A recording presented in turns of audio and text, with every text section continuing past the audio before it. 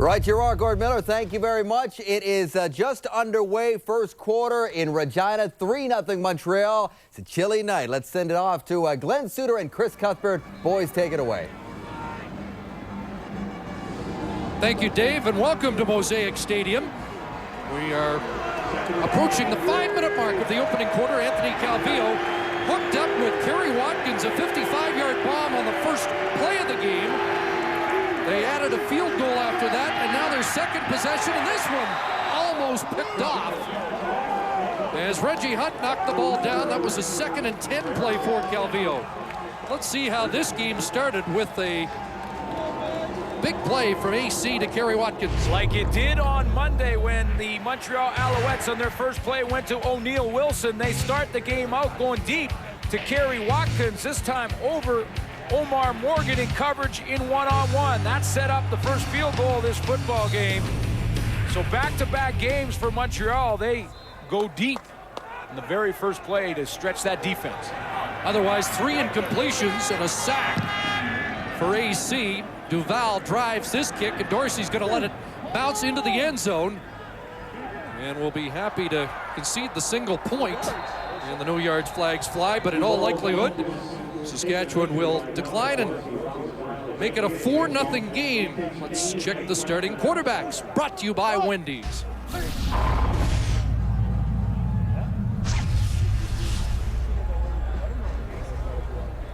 Anthony Calvillo closing in on 4,000 yards so far this season. Wanted to be the first quarterback in CFL history to have 5 consecutive 5,000 yards. That may be tough as he wraps up the regular season. Kerry Joseph gets the start, and the backup for Kerry Joseph tonight will be Marcus Crandall, because on Monday, Danny Barrett surprised everyone by starting Rocky Butler, who was injured and not dressed tonight. There's Jim Pop, 1-0. No yards, interference. Montreal, number 6. It's a 15-yard penalty from the 10-yard line. First down to the 25, no point. Okay, no point because it's a 15-yard penalty, so it remains 3-0. And Danny Barrett wants to see his team respond after being soundly beaten in all 3 phases of the game on Monday. Certainly were. 35-8 the final on that game, and all Montreal from start to finish.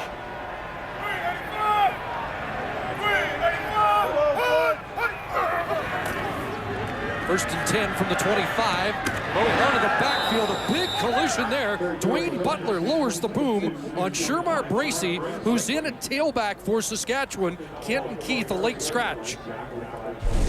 Well, it's going to be some changes to the offense for Kerry Joseph. You see Shamar Bracey in the backfield for Kenton Keith, as you mentioned, Chris. And they also lose Jason Armstead out of the receiving corps. Corey Grant will start there, both injured on Monday versus the Montreal Alouettes in Montreal. Veteran offensive line that simply have to play better than they did on Monday. This team, they feel, is the best part of this football team is that offensive line. Not a good start. They're 2nd and 9 on the first possession. They lost 12 yards on a running play. And now on 2nd and 7, Joseph steps up. He takes a heavy hit. And Adriano Belli may have been late, and that has the Saskatchewan offensive line upset. Kai Ellis also in on the stop, as Joseph will come up about a yard short of the first down. Lots on the line for both of these football teams in this game tonight. Of course, the Montreal Alouettes in the East still battling for first place in a heated battle with the Toronto Argonauts. And the Saskatchewan Roughriders could finish as high as 2nd and home field playoff advantage in the West, or out of the playoffs. That's how important the remaining games are for them. And one of those games against the Edmonton Eskimos. So tons on the line for both of these football teams here tonight. Luka Kanji was out-kicked last week badly by Damon Duval. This kick bouncing down to Coburn at his 37-yard line. He's dropped at the 40. There's a no yards flag on the play after the 40-yard punt. Quarterback Anthony Calvillo and receiver Ben Cahoon continue to build their legacy, thrilling Alouette fans. Calvillo, Montreal's all-time leading passer, and Cahoon, a 2-time most outstanding Canadian, have connected for 43 touchdowns and counting. This duo helped lead the Owls to 3 Grey Cups, capturing the championship in 2002. Who is the greatest quarterback receiver?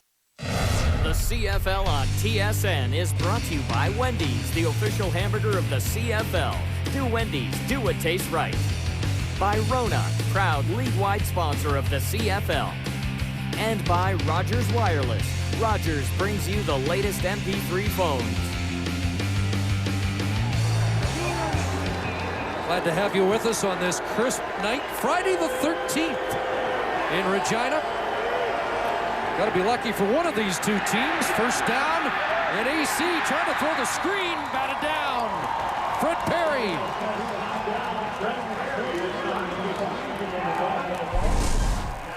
Offensively for the Montreal Alouettes, Robert Edwards over 1,000 yards on Monday. He has a 4.9-yard average. Mike Vilmick is the fullback. There's the starting receiving corps. Ben Cahoon not in the lineup, was injured on Monday. Dave Stala takes his spot. And they say that Ian Allen on the outside is improving every game. Mizuno KK out again at that right tackle. Starting lineup brought to you by Tums. Tums tackles Heartburn fast. 2nd and 10. Calvillo in trouble again, and he's dropped back inside the 35. And so far in this first quarter, as you see Scott Schultz with the moose jaw stop, it has been all defense after the opening bomb from Calvillo. Yeah, and you heard the defense talking all yesterday about the fact that they just simply did not get enough pressure on Monday on Anthony Calvillo, and they've changed that in this game. After the big play to Kerry Watkins to start things out, this defense has responded for the Saskatchewan Roughriders in a big way. Calvillo has not had time to throw the football. Second sack already for Saskatchewan. They had 2 on Thanksgiving Monday. Here's Dorsey back in the lineup with the scratch of Armstead and Keith, and a good return up to the 47-yard line before Eric Lapointe brought him down. Hit tsn.ca now and take CFL action further with interactive excitement, quick polls, trivia, chat, and mini games. Play for a chance to win great Molson Canadian prizes. Turn on and log on with CFL interactive games. No purchase necessary. Must be legal drinking age. The CFL on TSN is brought to you by Coors Light, the Silver Bullet, and by the all-new 2007 GMC Sierra, GMC Professional Grade. There's Scott Schultz playing like his hair's on fire. He's on fire in the first couple of series. Sack for Scott Schultz. And now the Roughriders offense goes to work. In Shermar Bracey is the running back. And a big run by Bracey. And he could go. He will go. Touchdown. Roughriders. 63 yards.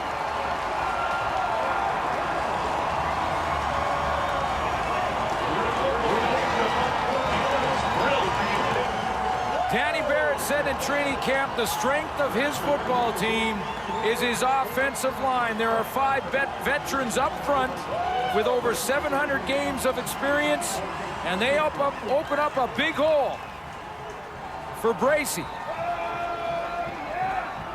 Biggest run of the year for the Saskatchewan Roughriders. Shermar Bracey with his 3rd touchdown. It didn't start well for Saskatchewan. Again, they had a 2nd and 1. The offensive line was pushed back. They lost 12 yards. They opened up a big hole that time, and Bracey ran it all the way.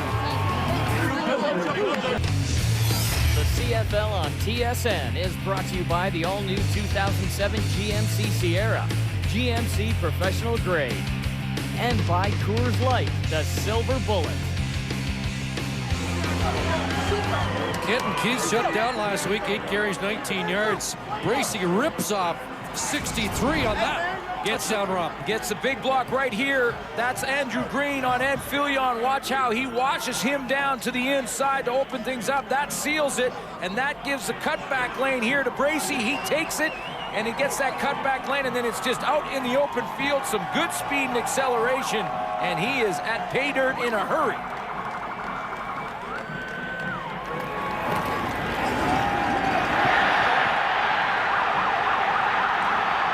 He's a big man at 6'2", 235, but he outlikes the speedy safety Richard Carey to the end zone. The Roughriders take the lead. Well, he showed great speed there, and you know, this veteran offensive line has lots of experience, and this team will lean on the leadership from that offensive line. They opened up a huge hole for Bracey, and he takes it right through the middle to the end zone. And when you look at this offensive line, 739 games of experience, 4 times have they been outstanding linemen in the Canadian Football League. Mikowski has won that honor a couple of times. Green, who made the big block, won it in 2003. Of course, Fred Childress. They're better when that line plays their best. Rob Lazio took a face mask penalty on the convert. And here's Darren Diedrich on the return after the kickoff was from the Saskatchewan 20. So the penalty to Lazio gives Montreal good field position to try and respond to the Bracey touchdown run. And this is a big drive for Anthony Calvillo. You know, on Monday in the last game between these two teams, it was all Montreal when you're talking momentum. They got out to that early 21-point lead in the first half, and they just rode that home to a 35-8 win. On the road, it's different. Now Saskatchewan, the home team, has the early lead. This is a big drive to try and take that momentum back. Got the crowd behind them already. A little trouble with that handoff. Eric Lapointe kicks it outside. 16 on his first run last week. And a good run for Lapointe as we set the Saskatchewan defense. Well, Saskatchewan up front got a sack already out of Scott Schultz. Pretty good penetration and good play from that defensive line early on this game. Fred Perry's been in the backfield. Kitwana Jones has his 8th sack already tonight. Had 7 coming in, and Eddie Davis always asked to take that tough inside slot back position on the short side of the field. Tonight, that will be Dave Stala because Ben Cahoon is out. I think Eddie Davis misses Ben tonight. 9 for Lapointe, so 2nd and 1. Robert Edwards in. He'll have the first down. And brought down by Jackie Mitchell. Great field position for Montreal. This is their 4th possession. They've started at the 39, 49, 41, and 54 of Saskatchewan. Ben Cahoon was injured on Monday. He has rib problems back in Montreal, and he was the leading receiver for the Alouettes in that game. Stala will take his role. They don't change the offense at all. 4 receivers to the near side. Calvillo looks for Dave Stala. There he is in front of Jackie Mitchell. Jim Popp told us yesterday that he'd be shocked if Dave Stala didn't have a big game. Well, Dave Stala has had an up-and-down season this year, and those are not Dave Stala-type numbers, 319 yards. But he was injured early on and in and out of the lineup. Now he's in a role that he's going to have to be the go-to guy for Anthony Calvillo. Phillipick, the fullback, lines up outside on 2nd and 1. And Edwards with Jackie Mitchell again involved in the tackle will move the chains for Montreal. You know, when you think about what Dave Stala did a year ago when he had over 1,000 yards, in fact 1,037, he added 5 touchdowns. That's why the numbers this year, you say, what happened to Dave Stala? Well, he's injured early. Stala moves into Ben Cahoon's spot. It'll be interesting to see how much Anthony Calvillo leans on him, because Ben Cahoon is his comfort blanket. It's like Linus without the blanket. And there is a second catch for Kerry Watkins in this game. Terrell Jeriniak, the defensive end, with the tackle. Now, even if this drive ends right here for Montreal, this is a successful drive for Anthony Calvillo in that Saskatchewan scores the big run from Shamar Bracey. He comes back, Calvillo, with a couple of first downs and is already in field goal position. So even if this drive stalls here, he has taken some of that momentum away from the crowd here at Taylor Field and from the Roughriders themselves. 2nd and 5. Last week, from 2nd and 5 to 2nd and 10, Calvillo was 9 for 13 passing to convert. And he converts another here with a completion. Watkins, or check that, Terrence Edwards. Robert Edwards' younger brother with the catch. Well, right now, Anthony Calvillo spreading the ball around a little bit. We've seen some Kerry Watkins. We've seen some Terrence Edwards. And usually on 2nd down, he would lean on Ben Cahoon. Now, he doesn't have Ben Cahoon. So how long will it take Anthony Calvillo to start to trust Dave Stala like he trusts Ben Cahoon? Right now, he's spreading it around. Second visit inside the 20 for these Alouettes. Here comes pressure over the middle, unloads, complete Dave Stallo with another catch. Jackie Mitchell with yet another tackle here in the first quarter. And one of the reasons that Ben Cahoon has become that guy for Anthony Calvillo, and Dave Stallo plays that role tonight, is because of where they line him up. He's close to the receiver, or close to the quarterback, I should say, because he's the third guy in on the outside. So he's the closest receiver to Anthony Calvillo, the quickest guy to get the football to. That's one of the reasons Cahoon gets a lot of catches, and Stallo should tonight. 8 for number 88, 2nd and 2 from the 6. Robert Edwards, first down. Close to the 3-yard line. You know, this football team, the Montreal Alouettes, watching this game, Kevin Strasser, the offensive coordinator, who likely will be a guy that interviews for a lot of jobs probably in the offseason, including the head coaching job in Montreal. Jim Popp has said that he's the coach for now and will be the rest of the year, but they will look at it in the offseason and interview people and find the best candidate. First and goal. And it's Edwards trying the right side, upended, and nothing there. Reggie Hunt involved, Nate Davis finishing him off, but Hunt went low to make the tackle. It gets tougher to score when you get closer to that goal line, because the defense can just tighten up and put as many players as they can in the box.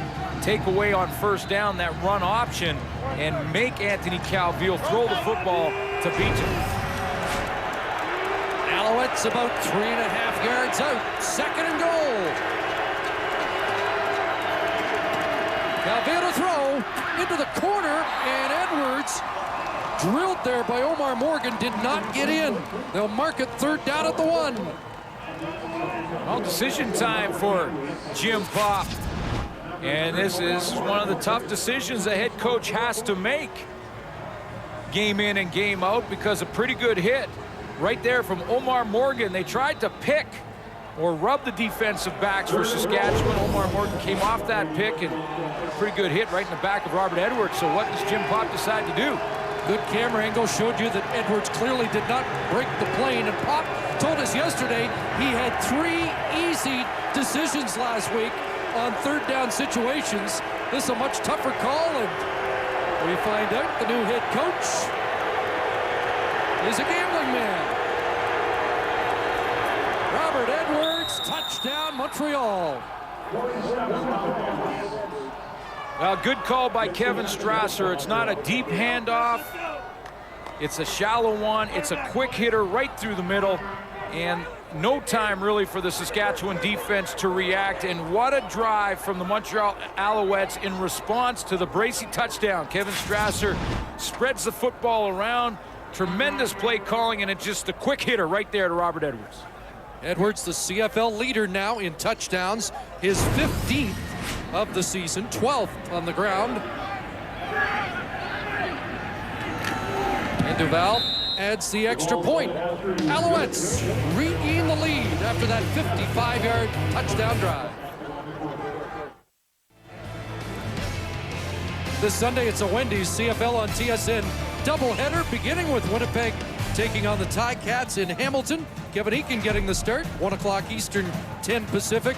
Then it's the Lions and the Stampeders. Which Stampeder team shows up in Calgary? That game also available, TSN high definition. It's just me, but has it been kind of quiet in Calgary this week? I mean, haven't heard a word. Not a word.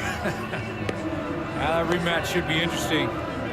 Two good football teams. Of course, the BC Lions have locked up first place in the West Division. They will have the home field bye and home field game in the playoffs in the Western Final. Well, a 55-yard, 11-play drive for the Alouettes. That face mask called to Lazio was costly. And now the return for Dorsey, and he romps up to the 40-yard line. Well, the defensive player of the week because of his effort, checked at the lineman of the week because of his effort last week, was Anwar Stewart. Set that defense for you. How about the stats for Stewart? 1 interception, 4 knockdowns, 1 catch for 52 yards, and 8 sacks. Pretty good year so far for Anwar Stewart. Kai Ellis plays the middle of that linebacking core. Timothy Strickland has 6 sacks off the edge there. And one change in the secondary. Ricky Bell is injured and out. Clint Kent plays at halfback for him tonight. There's David Sanchez. He was the defensive player of the week after the interception for a touchdown to put the capper on a 35-8 Montreal win on Thanksgiving Monday. Etienne Boulay, the fine rookie for the Alouettes. He's been a special teams demon with 18 special teams tackles this year, shaken up on the play. So while he gets attention, we'll take a timeout in the final minute, first quarter. A robot can make a car.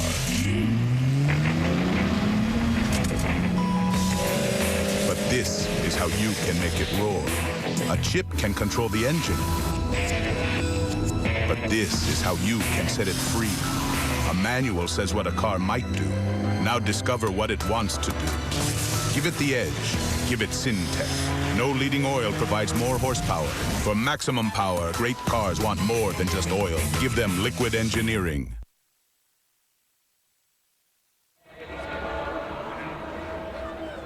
There's Boulay getting attention to the ankle as he hobbles off. I think it's going to be a tough choice in Montreal who their best rookie's been this year. Boulay has been terrific, and Chip Cox has been outstanding in the secondary as well. And had Chip Cox not been benched for a few games by Don Matthews, who knows what kind of stats he may have had this year. First down, Roughriders carry Joseph to the air. A completion to Matt Dominguez. And again, the matchup we'll be watching with Dominguez is against the corner, Darryl Crutchfield. And that's the final play of the opening quarter. Got a good football game shaping up here at Mosaic Stadium in Regina.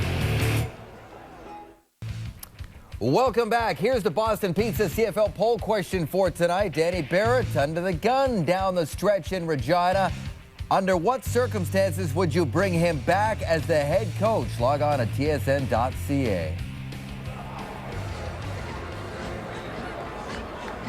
First quarter stats brought to you by Rona, proud league-wide sponsor of the CFL. Well, essentially, the Saskatchewan Roughriders have had one big play on offense, that by Shamar Bracey, the big run for a touchdown. Other than that, it's been all Montreal in the first quarter, but the score is still close because of the one run. Looks like a good football game tonight. Did you hear Dave talk about how chilly it was from the warm studio back in Toronto? Hey, this is great football weather, isn't it? It's perfect football weather. It's balmy here in Saskatchewan. You know, those guys have the cushiest jobs in TV back there in the studio. They probably got the heater on, too. Sure. Second and short. And Kerry Joseph will carry for the first down.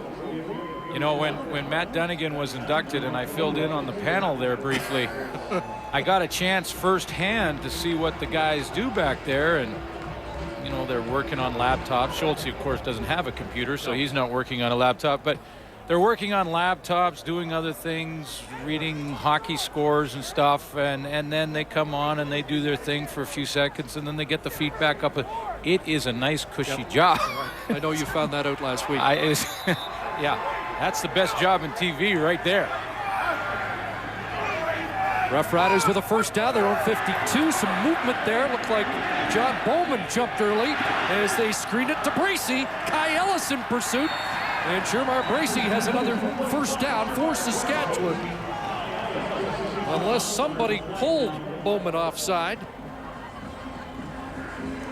I like this Shamar Bracey. He bounces to the outside. He showed great change of direction. He's shown some good acceleration in the hole. That's a nice cut.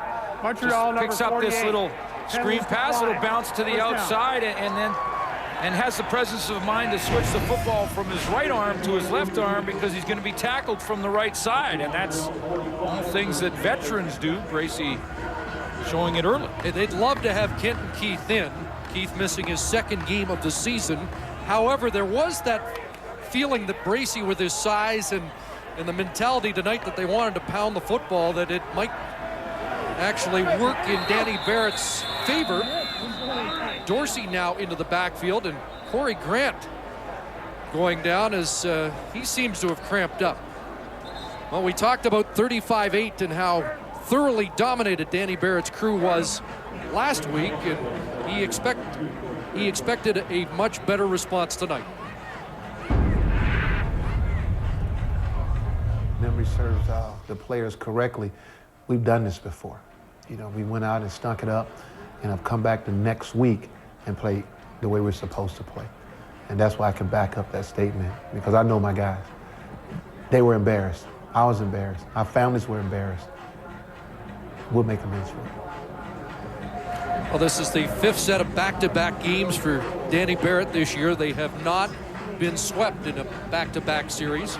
And you know, when he mentioned there, the families are embarrassed. You know, for players and coaches, and you're in the organization, you go through a bad loss like they did, an important game in Montreal, and just get blown out. I mean, that's what it was. Can't sugarcoat 35-8. It goes beyond just the players. It goes to the families. It's a tight-knit community. Everywhere you go, people are kind of looking at you differently, and that's how much it means to these guys. They want to make amends tonight for not only themselves, their teammates, but also the families that are back at home.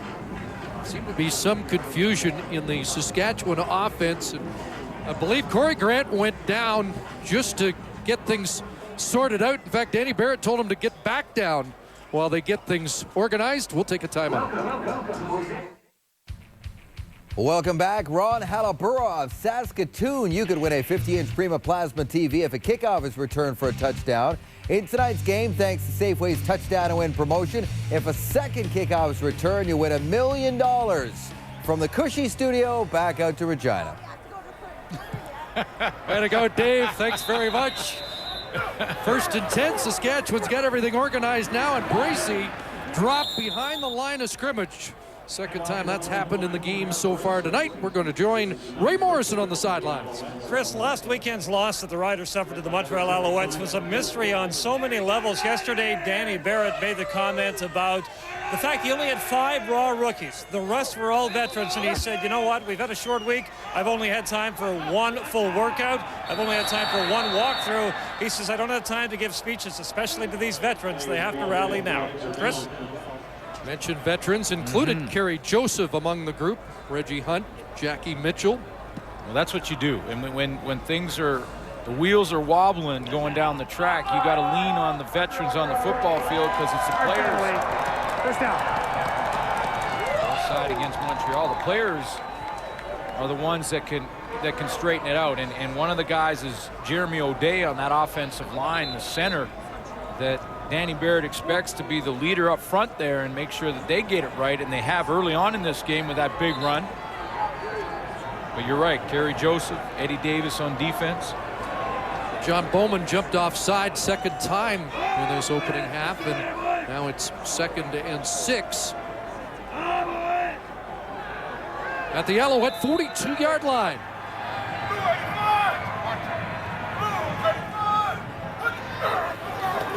Alouette blitz. Joseph gets it away, and incomplete. Intended for Yo Murphy, his old Renegade counterpart, who had 4 catches for 62 yards and a touchdown last week in Montreal. Yeah, a couple games ago, Yo Murphy was the leading receiver for the Saskatchewan Roughriders. He had 7 for 99 against the BC Lions in a win, and is a guy that Kerry Joseph is very familiar with when you go back to their Renegade days together. Breeze at the back of Luka Kanji, who's going to come out and try a 49-yarder. He's 11 for 14 over 40 this year. Missed the 13-yarder last week. Andy Fantuz is the holder with Rocky Butler on the sidelines. And Kanji has it blocked. That ball picked up by Anwar Stewart after Kai Ellis gets a mitt on the ball. And it remains 10-7 Alouettes. Flying Sabres, Tuesday on TSN. Hockey lives here. The CFL on TSN is brought to you by the all-new 2007 GMC Sierra, GMC Professional Grade, and by Coors Light, the Silver Bullet. Kai Ellis untouched with the block. It remains a 3-point Montreal lead. They take over at their 46-yard line. Eric Lapointe into the game and stopped up near the line of scrimmage. Let's take another look at how Ellis got through untouched. Offensive line always has to step down. Every one of these guys step to the inside and seal. Here's what they do. They're going to step down inside, step down inside. If one happens to go this way and the other that way, you got problems. Watch Kai Ellis come right down the middle. Number 93. One steps right, the other steps left, and opens up Main Street. Alouettes didn't like their alignment on this 2nd and 9 and have called a timeout. As Kevin Strasser will have an opportunity to make sure he's got the right complement on the field. And again, short week, 1 day of practice for both these teams, and maybe we're seeing signs that of that. Well, no chance for Kanji here, because you have to block inside out from the offensive line, and that's what he's saying. You can't come right down the middle. That's the shortest route to the ball. If there's going to be a free man, he's got to come from the outside. Kai Ellis was right down Main Street. He was right down Albert. 2nd and 9. 6 receivers. And Calvillo flushed. Delivers low, and are they ruling a catch? Yes. Terrence Edwards, no. No catch, incomplete. It'll be 3rd down. Terrence Edwards really tried to sell. I mean, he's a good salesman. He casually picked that ball up off the turf. He got up and he turned around and started to run for positive yards. He tried to sell the fact, but it looked pretty obvious live that ball bounced off the turf. Calvillo gets flushed in the middle. Again, Scott Schultz getting some penetration from that defensive line. There's the one hopper, and then Terrence Edwards, look, he gets up. No, I got it. Turns around, pretends he's running. Didn't sell the officials. Duval with the kick. Here's Dorsey from his 12.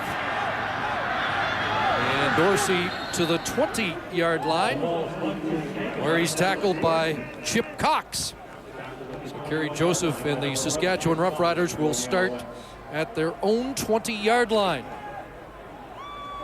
Well, again, the run's so important for Kerry Joseph. Not just him running, but this team running.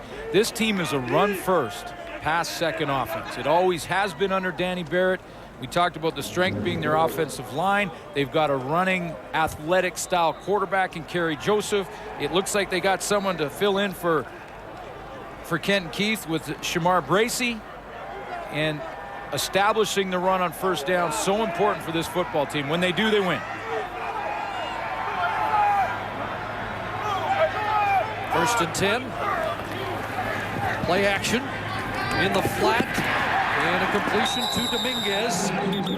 Close to a 1st down with a penalty marker on the play. We saw Kerry Joseph take off a few times last week. He's running with a brace on his right knee, but certainly not the running threat he was very early in the season. Yeah, he was up there in double figures when you look at his carries per game in the first 3 games at 10.6. Hands to the face. Saskatchewan number 69.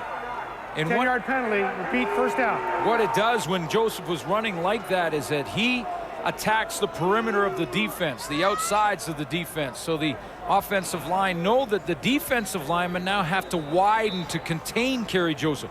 When they widen, it opens up the inside running lanes for if it's Kenton Keith or Shamar Bracey. Basically you've got out here for Joseph, and then in the middle between the guards and tackles for the running back. Childress called for that block to the face, so it's 1st and 20. And out of the backfield, Bracey makes the first man miss and gets back close to the original line of scrimmage. And this is the other reason that, this team has always been a run-first, run-oriented team, and to establish the pass by setting it up with the run is that, if you pass on 1st down too much, that's when you get those holding penalties. It puts you in a hole, and that's what happened on Monday. Some bad timing on penalties for Danny Barrett. And the Saskatchewan Roughriders put him in 2nd and long a bunch. They dump it off. Montreal rallies, makes the tackle, but Saskatchewan has to punt. That was the story on Monday. 2nd and 11.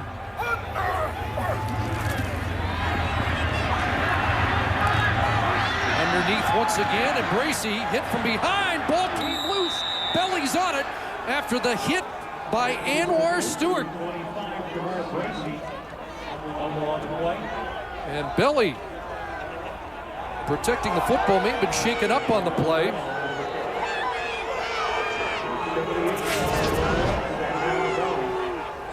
Anwar Stewart coming from the outside.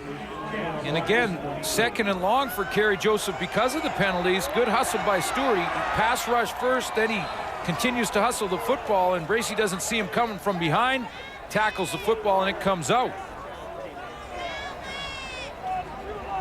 I think the challenge flags come down. There was a long pause, and it was not established whether or not they were ruling it a fumble. They have ruled it a fumble, but that replay may give the Roughriders some fodder to challenge the call. And what the procedure has been for coaches is try and stall a little bit, because if they run another play, they can't challenge. So stall a little bit till the spotters for the team can take a look at the replay up here and decide whether or not it'd be worth the challenge. Now, was his knee down, and did he still have possession? Looked like the ball is coming out now, and he's not on the ground. But knees down. Is that ball out? I'm not sure he had control a second before that knee touched the ground. Again, the initial ruling was fumble, and Glenn Johnson has to decide whether Saskatchewan is challenging that there was a fumble on the play. I'll review it. Johnson gets another look to see if he has conclusive evidence. I think they got the call right. I mean, it looked like the ball was on its way out just before the knee touched. Danny Barrett just intercepted Johnson on the way to get under the hood to do a little more campaigning, and we'll find out if that was effective, because this is a critical call. It would give Montreal a first down inside the Saskatchewan 25. Otherwise, the Roughriders get a chance to punt the football away and get out of this hole. Big change in field position on this challenge, hanging in the balance here. Let's take one more look. Now, to me, it looks like the football is knocked loose there, and didn't look like Bracey's knee had touched. Now, does he have control of the football right about now? And I think he's losing the ball now. I mean, you could see that hand right there. You could see the hand has loosened off of the football. And the other hand comes across to try and gather it up again. Right. The ball is on its way out. Then the knee touches there. So I think the officials got the call right. And I know the crowd here won't like to hear that. But the crowd watching in Montreal sure would. This is one of those where Glenn Johnson will take the whole 90 seconds to make sure. And again, the initial call was fumble, so he needs conclusive evidence to overturn the original call. You know, we've done a lot of Saskatchewan games. Danny Barrett has not had a lot of success in the challenge He's had no department. success, 0 for 6. Yeah, but maybe that's why he stopped Glenn Johnson. He said, sooner or later, Glenn, got to get one. But I will say this. We've done a lot of their games, and a lot of the challenges I've agreed with Danny Barrett. I mean, that's another one. It was so close, and you can see Glenn Johnson's taking all the time he has to he can, and now he's just listening in, I guess, to the official upstairs for some more advice, because he's not looking in the booth right now. Well, you wonder if maybe they're having some video problems here, because you wouldn't think he would be under the hood in that circumstance. And if they do, then they can't overturn it. Upon review, the player's knee was in fact down before he fumbled the ball. It's going to be third down. Danny Barrett is on the board. He's on the board. Video challenge win, and that's one that Jim Popp and the Alouettes won't agree with. Yeah, and I don't know that I do, and I know the home crowd loves it, but I thought that replay showed the ball coming loose and Bracey trying to get his left hand back on it to control it before his knee touched the ground, and clearly and Johnson saw something different. Major break for the Roughriders. But that's how important that challenge is, and we'll see what the change of field position will be after the punt. Well, again, the punting game has been a problem for Saskatchewan. Conchi with a net punt of 32.9, his average on the season. And again, on every exchange last week, and there were 10 points either way, Saskatchewan lost 12.5 yards in each exchange.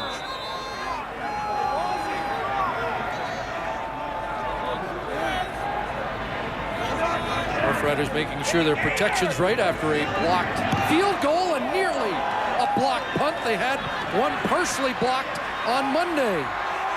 Etienne Boulay almost got it, and Coburn takes it down to the Saskatchewan 50, a 42-yard Kanji punt. Closed captioning of the CFL on TSN is brought to you by Castrol. It's more than just oil, it's liquid engineering. Etienne Boulay came that close to a punt block. 16-yard return for Coburn, and for the third time in the last 6 possessions, Montreal starts in Saskatchewan territory at their 50. Flags down and a catch for O'Neal Wilson.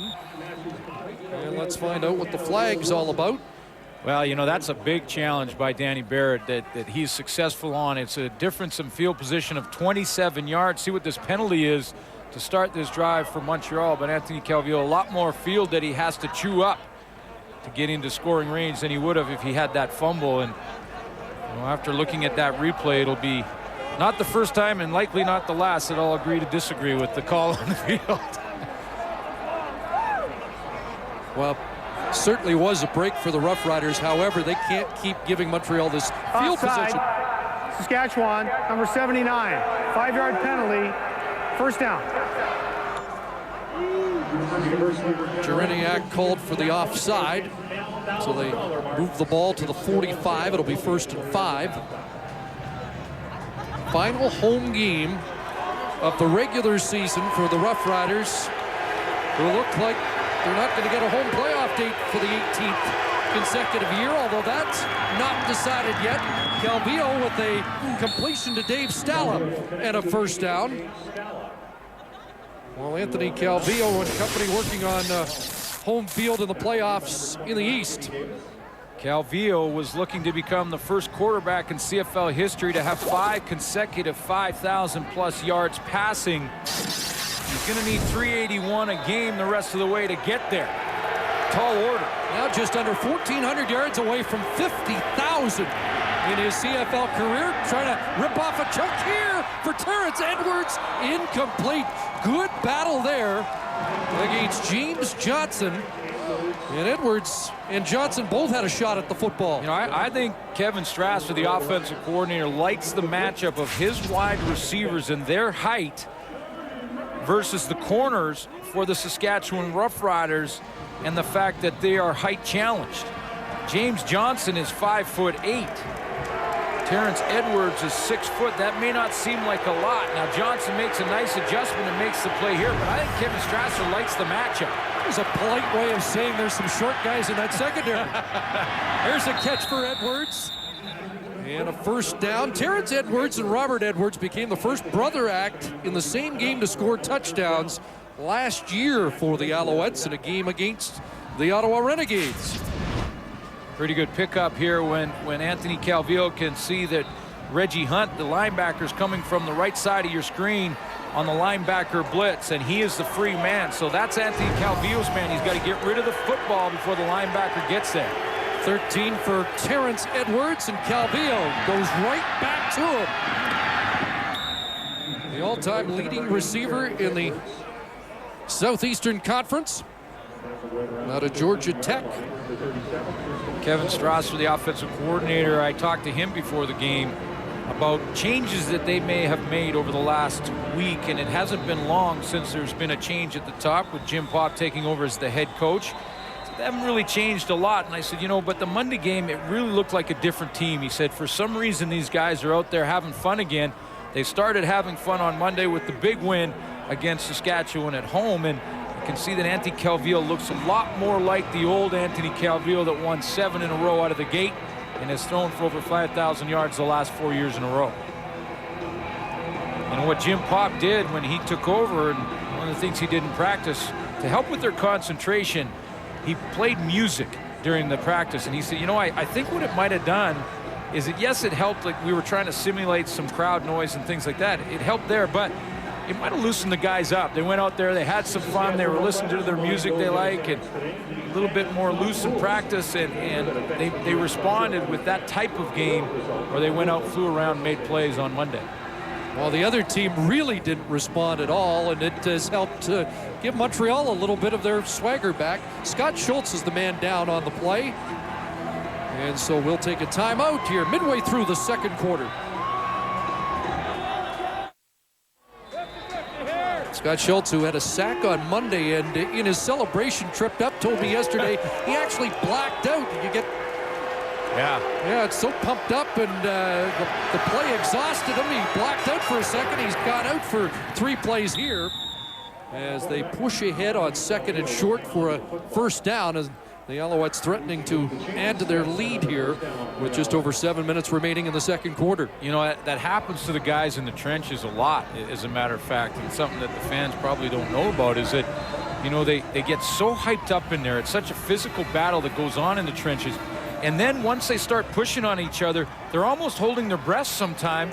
And then by the time the play is over, they've got that pump going, they've held their breath, and they end up passing out. See Big Tango McCauley, the former Saskatchewan Roughrider, in to help open a hole for Robert Edwards, who crashes down to the 2.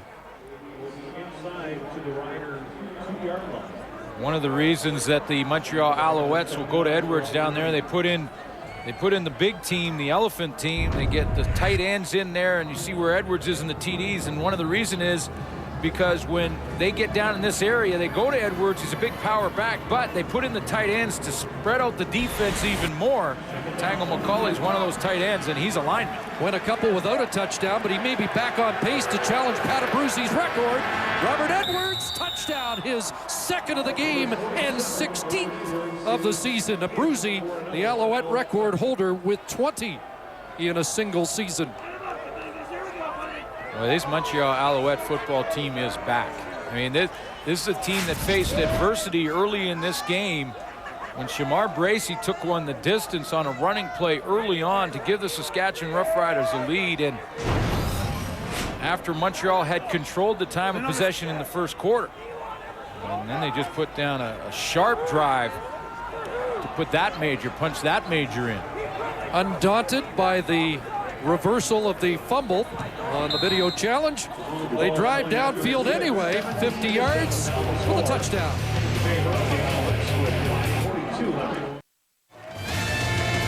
TSN, your home for NFL Sunday and Monday Night Football. This Sunday, Oakland takes on the Broncos in Denver starting at 7 Eastern.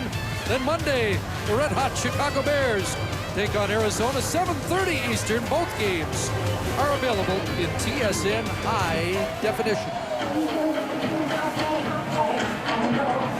Well, 4 minutes on that drive. They went 7 plays, 50 yards. Jim Pop's offense perking and have enjoyed great field position throughout this opening half.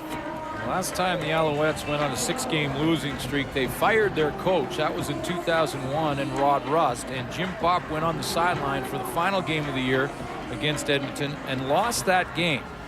And this year they won 7 in a row out of the gate and then lost 6 straight. Here's Dorsey. And Dominic Dorsey with a good return across the 40-yard line. Sean Diner with a special teams tackle for the Alouettes. And then after that, they win one more game against Winnipeg, and in their last 2 wins now, including that Saskatchewan game, this football team is back. I mean, look, the 7-game winning streak points was right up there around 29.5. It's back up at 29, and the losses it dropped.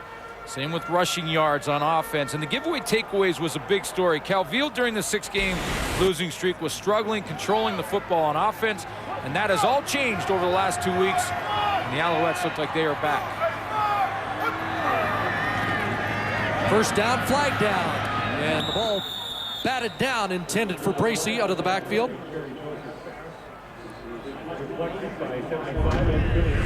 You look at that giveaway takeaway, and that's really a big picture. In the 6 losses, went up to 3.7 giveaways on offense per game.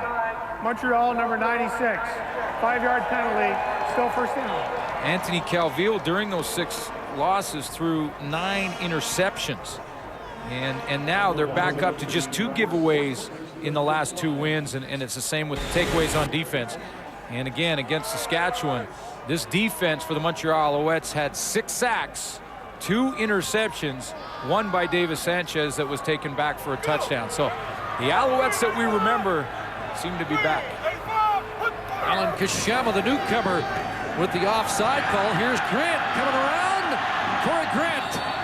has a first down, playing the Armstead role on that play. And again, if you've joined us late, Armstead and Keith both out of the Saskatchewan offense tonight. And this is the play that Jason Armstead has run a bunch. In fact, Jason Armstead has 19 carries this season on plays just like this out of this formation. He lines up in the slot back position, and the position of Jason Armstead is being played tonight by Corey Grant. Shamar Bracey had a 63-yard touchdown run. For the rest of this first half, the Saskatchewan offense has generated 60 yards of offense.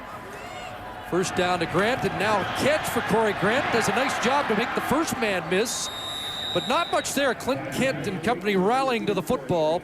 A couple of yards there for Grant. You know, when you start to play with that confidence again, like you mentioned, the Montreal defense did against Saskatchewan on Monday, good things happen, and it started to happen big time for this defense. And there's Davis Sanchez, mentioned his interception for a touchdown. Boy, that is a dream for a defensive back. The wide side out, thrown a little bit behind the receiver, and read perfectly by the veteran Davis Sanchez, and goodbye. The Alouettes maintain, they pretty well stuck to a conservative zone defense. Not much different from Kerry Joseph. Got away from one and throws a strike, and that's a completion to Matt Dominguez, and a big first down at the Alouette 33. It starts out with pretty good disguise by Dwayne Butler, who's going to look like he's dropping out of there, and then he's going to end up blitzing on the play. There's Butler there, but watch how Kerry Joseph is going to elude him and extend the play with his legs. There's the little move right there to bounce to the outside, and he gets the football out of there.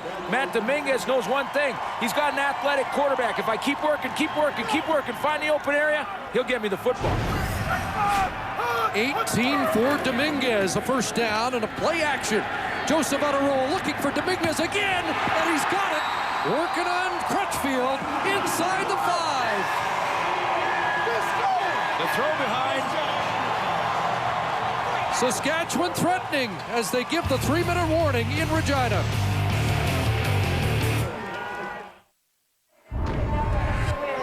Well, be sure to check out the new TSN Interactive, brought to you by Molson Canadian. You can play along with tonight's game, chat with other viewers, play games, answer skill testing trivia. Just go to tsn.ca at the start of the game or throughout the game to play. Saskatchewan Roughriders on the doorstep because of a perfectly executed throw behind on a go route to Matt Dominguez on the outside. What a throw by Kerry Joseph. 88 with 3 catches, 57 yards. First and goal for the Saskatchewan Roughriders. Option, Kerry Joseph. Oh, what a fake. Oh, yeah. And the Roughriders get right back in it. You know, Kerry Joseph has run a little option in his time back at McNeese State in college football when he got a chance to play quarterback. Look at that fake on the option, and that freezes the Montreal Alouettes to the outside. Kerry Joseph shoots the gap untouched to the end zone. In fact, the way he ran the option got him into the McNeese State Hall of Fame last month. Touchdown run to cap a 69-yard drive. 7 plays for Saskatchewan. Conchi with the extra point. And it's a 3-point Montreal lead.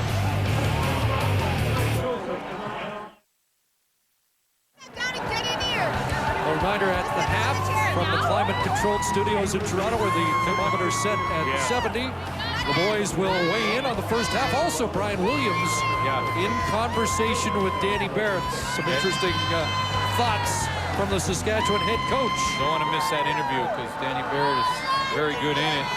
Let's go back to that touchdown one more time. You know, it's a combination of 2 things. There's one guy responsible. Go ahead and run it, guys, for the quarterback, and one for the pitch man. Stop it there. Dwayne Butler right on the inside here. He was responsible for quarterback. He's in trouble. On the outside is Clint Kent. He's impossible. Go ahead and run it. He's in charge of the running back on the outside. He takes his job, but because Dwayne Butler is stuck in the mix, Kerry Joseph walks in.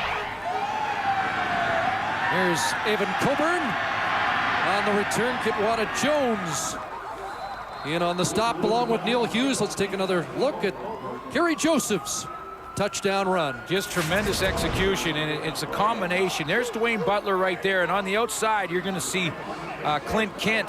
He's in charge of the running back on the outside. Now, Butler gets caught. See, he gets caught right in here. Now, he can't get the quarterback, and that puts a bind on that man on the outside, Clint Kent. Now, he's between a rock and a hard place. If I take quarterback, he pitches it. If I take pitch, quarterback runs it in. 4th touchdown run of the year for number 4. Calvillo goes back to work on offense. He'll run the option, and it was a little unorthodox, the toss. And it's Eric Lapointe. Yeah, that one was, you go right back with the perfectly executed option, and this one worked for Montreal, but that would fall into the category of ugly but effective. As Calvillo kind of run down the line and kind of underhand flipped it over to him. How about last week with the big lead second half, ran the option and ran it for 19 yards. Untouched. Second down. Pump, but no time for the go. Nate Davis has the sack, his 4th of the year. The Roughriders have their 3rd of this first half. Nate Davis gets matched up on Luke Fritz, who's in playing for Azumo Okeke. And big Nate Davis, he's right over here at the top of your line.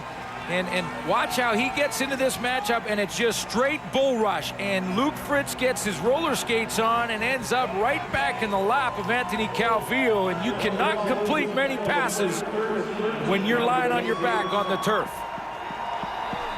Calvillo shaken up after that heavy hit from Nate Davis. And Calvillo getting attention as Duval kicks it away, and Dorsey with a return to the seam. And a good collision up at the 37-yard line. The other return man, Coburn, with the hit. And so 1:51 left, and Gary Joseph has a time to draw even and maybe even take the lead here in the late stages of the opening half.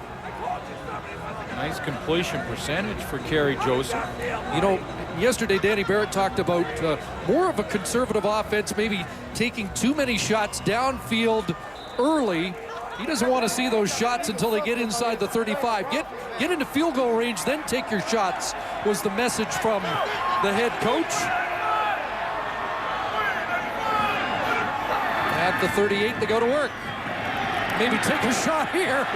Flag down, and they overthrow Dominguez. And again, that's the matchup of the night, Dominguez against Crutchfield. Yeah, well, they had the perfect throw behind to Dominguez to set up the last touchdown. This time, Daryl Crutchfield gets the exact same pattern. Now, does Crutchfield grab Dominguez in this one-on-one? Little inside move here. He's been going outside on that go, and there's that left hand. Contact he on grabs the receiver. Montreal, number 26.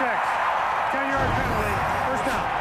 Subtle, but he was caught with that grab, hung on just a split second too long. You saw the left hand of Daryl Crutchfield grab the jersey of Matt Dominguez, and right now Daryl Crutchfield's not sure. Is he going to get that up over the top throw or the throw behind? He's got his hands full, and with the handful of jersey, the call is made. It's a first down up at the Rough Rider 48. Up in press coverage again down there. Well, look that way, goes the other side, and that ball up for grabs, picked off. Chip Cox has it, his 3rd interception of the year, and tripped up at midfield. And just like that, the Montreal Alouettes now have a chance. Flag down. Not sure if that was at the end of the play or earlier. Let's find out. This ball a little bit high from Kerry Joseph, but a ball that I believe Corey Grant got both hands on. Steps into it, the ball a little bit high. And does Chip Cox have control of the football as he comes down? Now, you remember, Danny Barrett successful in one challenge already in this game tonight. It looked like that ball hit the turf. Major foul, unnecessary roughness, Montreal number 99. It's a dead ball foul after the interception, first down. Jerome Haywood, playing his first road game of the year, is called for unnecessary roughness. We had a lot of that on Monday in Montreal. Well, it's that time of year. You know, the guys are getting ready for their playoff runs here. Montreal fighting for first in the East with Toronto Saskatchewan Roughriders fighting for a playoff spot in general. They could still finish out of the playoffs. 160 yards of penalties against the Alouettes last week, and we've had plenty of time here, and no challenge flag from the Roughriders. And I saw it different than you. It did look like one you'd want to have a second or third look at, but I think Cox was able to maintain possession, and now the flag is thrown. They've just thrown the challenge flag, so word got down to Danny Barrett that Glenn Suter's look at it was probably more accurate than Cuthbert's. Well, you know what? Again, it's one of those ones that is close enough to probably take a look at, and the ball bounces up in the air. And I didn't think the football, when we did take that one look, I didn't think the football touched the turf. And Chip Cox eventually did get control of it as he turned on his back. Now, it hasn't touched the ground yet. He still has it. No, he may not have control, but as it touched the ground and he turns around, and now he has firm control of the football as he rolls onto his back. Suits dial all the way back to the first game of the year in BC. It was late in the first half, and on a very similar play, Ryan Phillips of BC was credited with an interception. Saskatchewan's withdrawing their challenge. There's no challenge on the play. Well, they're going to withdraw, and apparently they're going to agree with me after all. I'm right for the first time this year. But in that game, they didn't challenge. The ball did hit the turf. Phillips gets credit for an interception. BC goes in to score, and it really kick-started a rout in the opening game. And there was some criticism that the Roughriders did not challenge that. And for some reason, withdrew that challenge. And Calvillo to work. And a catch made by Dave Stala, who may be on his way to his best game of the year. He said he needs a big game to help put behind him a very frustrating season. We mentioned it early on. He's got big shoes to fill. Ben Cahoon, the only 1,000-yard receiver in the lineup, in the Al's lineup, not in the lineup tonight. 25th catch of the year for Stala, who had 83 last year. More pressure. Calvillo dropped again, and he's been beaten up. That's Fred Perry, his 14th sack of the year, within one of the leader, Brent Johnson of BC. There have been some tough games for this Montreal Alouette offensive line as they have tried to make changes up front. Ian Allen is the newcomer. He's playing at the tackle position. They say that he has improved game in and game out. Remember, you go back to that BC Lion game, they had 12 sacks against the Montreal Alouettes when they made those changes initially. First sack in 3 games for Fred. 4th of the game. We're getting this one. For these Roughriders after 2 on Thanksgiving. I salute you every time. So another measure that the intensity level has been jacked up in the rematch. That's what I'm talking about. One of the great things about Canadian football, with a minute 51, we thought Saskatchewan has time for a drive, and we've seen 2 changes of possession. Yeah, they had to look Montreal to have a chance, and now Saskatchewan will get another opportunity to change the scoreboard before the half. Dorsey scampers out, and heavy collision there, and a flag down after a 49-yard punt. Well, 15 yards tacked on to the return. Bowman with the late hit out of bounds, and so they mark it at the Saskatchewan 50. A poor decision by John Bowman.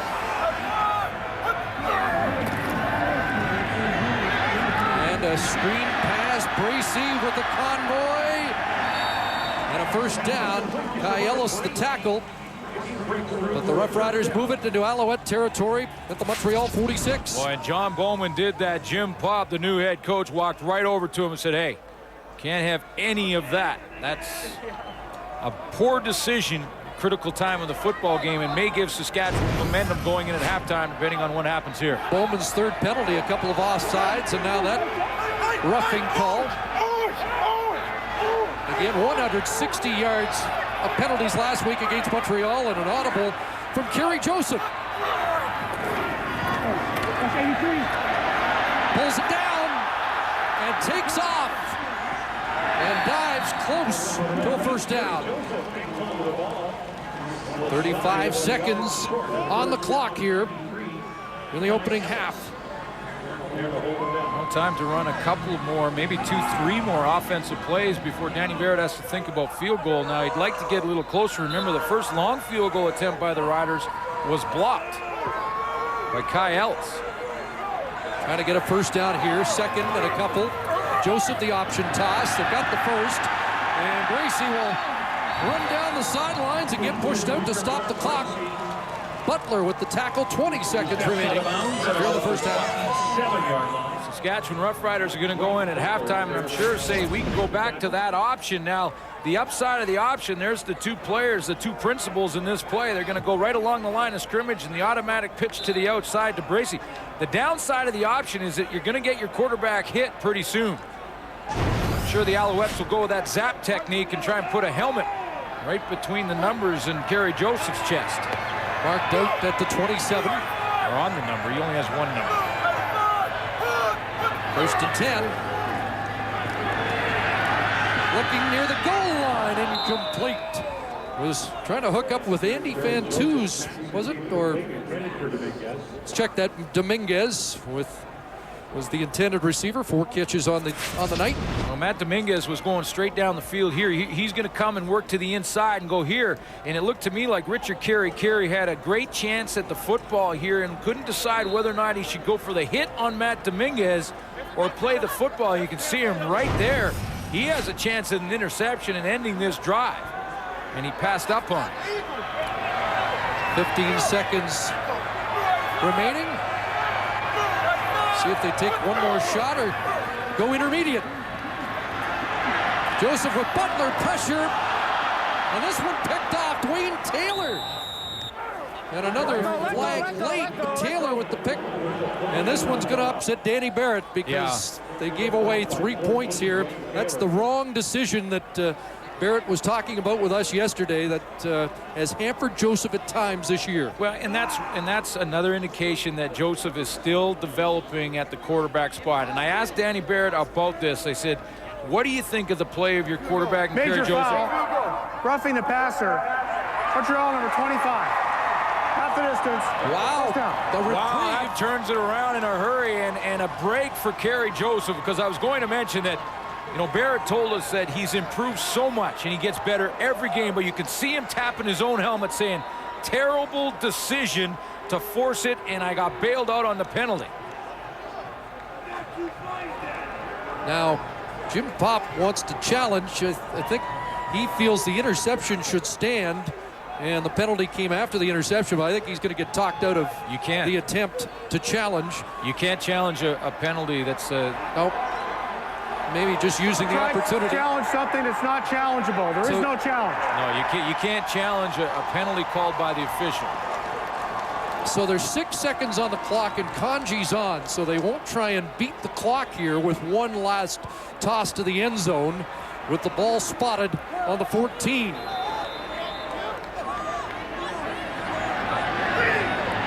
Remember, they've had one blocked. This one's up, and it's through. And this game is tied with 2 seconds remaining in the opening half. This is the type of game we thought it would be. We knew the Saskatchewan Roughriders would bounce back after the butt kicking they got in Montreal, that 35-8 defeat at the hands of the Alouettes. So much on the line for both these teams. Danny Barrett trying to get his football team in the playoffs, still have a chance at home field advantage if they can finish second ahead of Calgary, but could still feasibly finish out of the playoffs. Of course, the Alouettes going for first. Jim Pop has that one showdown with Toronto left, trying to finish first. They've got a home field game at Olympic Stadium next week against Edmonton. But I was interested in Danny Barrett's approach yesterday. Not once did he make any reference in all the conversation about the Edmonton Eskimos. It was all about win out, and we still could finish with that home field. They feel if they can take care of business that the Stampeders have a tough final couple of games with BC and in Winnipeg. So there was never a reference to the fact that that final game of the regular season against Edmonton still could mean something. But they've got to post another win here and or 2 and another Eskimo loss to officially eliminate the Eskimos. Well, once again, halftime, we'll have Randorf, Schultz, Dunnigan, and Climby.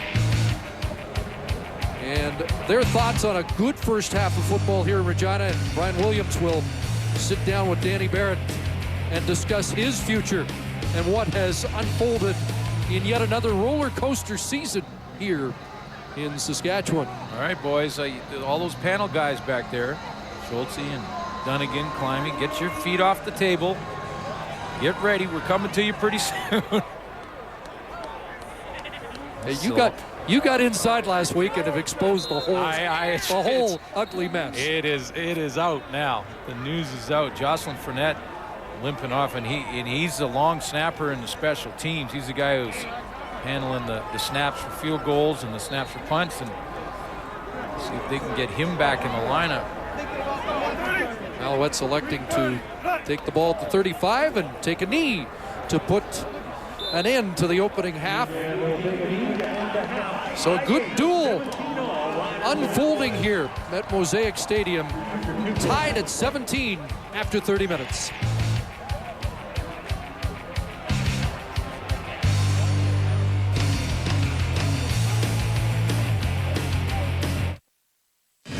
Live at the half, brought to you by Wendy's, the official hamburger of the CFL. Do Wendy's, do what tastes right.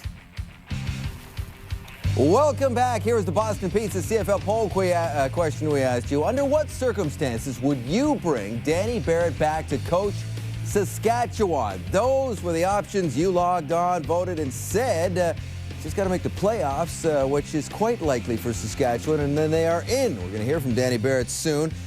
Tell you one thing, though. I don't care where you go. If you have a week off again, Suter's never coming back in here. Never. This is, so what? We have a few snacks. Oh, thank you, David. Another sandwich, Schultz? Yes, thank you very much. You get hungry in here. I mean, it's ridiculous. And he's telling all of our secrets. We're enjoying the football game, and it's a pretty good football game. So put your cookies down, and Schultz is going to munch on the sandwich because we have to talk a little bit about things here. Fine, we'll go to 17-17. Thanks to Dwayne Butler and a roughing the passer call, Saskatchewan does get. Listen up here. Saskatchewan does get the field goal to tie things up. The good news is the Riders were a lot better than they were on Thanksgiving Monday, but they still have a long way to go. Important game for both teams, and special teams plays a real importance down the road, down the stretch, doesn't it, Jock? I was talking to my buddy Brad Elberg, and fans will remember him, great special teams player for many years in this year. We were talking about lamenting the fact that special teams is playing a lesser role this year, and in fact, there's only been 5 blocked kicks last year as opposed to 16 last year. Here's the first field goal block of the year, and here's how it happens. Look at the center. A center cannot snap and block at the same time. Kai Ellis knows that, so he's going to come right up the gap. This is why all offensive linemen are supposed to block down. Protect your center. They don't. And Glenn Suter talked about it, result block. Now, punt block. What Saskatchewan does, they use a man-up technique. And you're going to see here, it's supposed to be man-on-man. Do they actually get the man-on-man blocking scheme? No. They actually play it like zone, and the result is almost a block kick, which would have been a huge game breaker for Montreal. Saskatchewan is breaking down in their kicking game at the moment, and it could play a huge role in the second half, man. Jocko, give me that pen right there in his cush job. Absolutely. I'm going to break something else down Meanwhile, here. I'm going to eat the cookies. Saskatchewan is doing an outstanding job of executing. I want to go back to the Bracey run, and here's a picture of Kerry Joseph. Kerry Joseph's got an option. He can either hand the ball off to Bracey, which he does, or he can boot out here. Now you're going to see Butler. He's got contained. You see Arkel Truluck. He's going to crash down the run. Now I want you to take your eyes to this picture right here. You're going to see Green just wash down Filion in this direction. And this is a fascinating aspect of the play. You're going to have a receiver coming across the field this way. That's the secondary portion of the play. He's going to be trailed by a defender. Now watch the timing and execution of this play as Bracey, as he sees the hole, bang, right there. Here's the defender that's trailing the crosser, Murphy. And then you can see Bracey just hit the hole right here. Saskatchewan Roughriders rolling the dice by bringing that receiver across the field, but it's executed to perfection, and they put it in the end zone. Schultze, we saw this towards the end of the first half, and the Saskatchewan Roughriders are now starting to wake up in front of the home team. Well, I think that's an issue. I think the Saskatchewan Roughriders are playing with more emotion. It is indicative on how well their defensive line is playing. Hey, this is the 18th week of football. Everyone knows everything about everyone. As long as that defensive line continues to get pressure, especially early in the third quarter, I think Saskatchewan can pull out a win. No Armstead in this game, no Kenton Keith, no Ben Cahoon, but 4 touchdowns on the board as we take a look at the halftime numbers. Brought to you by Coors Light, the Silver Bullet. Who wants to take these, Cushy? Dave, I got him, Mr. David Randorf, and I'm going to talk about turnovers. Right here, they're killing Saskatchewan Roughriders. They should be ahead in this football game, but it's those 2 turnovers that are holding them back right now. They'll take it right now, though, tied up with a team that they were just thumped by 4 days ago. Brian Williams is coming right up. TSN's Top 50 CFL Players, presented by the all-new 2007 GMC Sierra. The Little General was Canadian football in the 60s and 70s. His competitive nature was found playing the game's most difficult position. Winning the Grey Cup in his rookie season, Lancaster set a standard to which he lived up to. 3 seasons with Ottawa, then 16 remarkable years with the Saskatchewan Roughriders, Lancaster was reliability personified. 2nd in career passing touchdowns, 3rd in career passing yards. Ron Lancaster let his game do the talking, and it spoke volumes.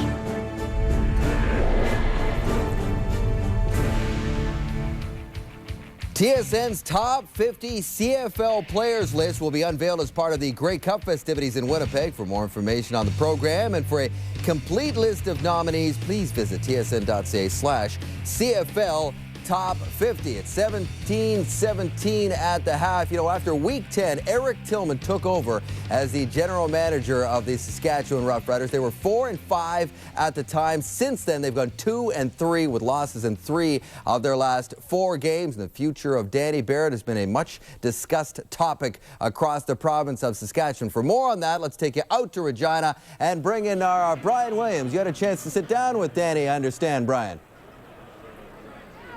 David, I certainly did earlier here in Regina. The Riders have made a lot of news off the field this season, and as you mentioned, one of the biggest stories occurred August 21st when they fired their general manager, Roy Shivers. Since then, and believe me, this might be an understatement, the major topic of discussion throughout this entire province of Saskatchewan has been the future of head coach Danny Barrett. Earlier, here in Regina, I had a chance to sit down with the Riders' head man, Danny Barrett. When Roy Shivers was fired, you were very upset. You were outspoken. I read your quotes back in Toronto. What's your relationship today with Eric Tillman? Relationship is good. You know, it's a working relationship. The lines of communication are open, and no problems whatsoever. Still upset about Roy? Yes. You know, just the manner in which how it was handled more than anything else. I just felt like the timing, more than anything else, wasn't fair. Not only for Roy, but for myself or for the ball club. There's been a lot of speculation about conditions for your return as head coach next year.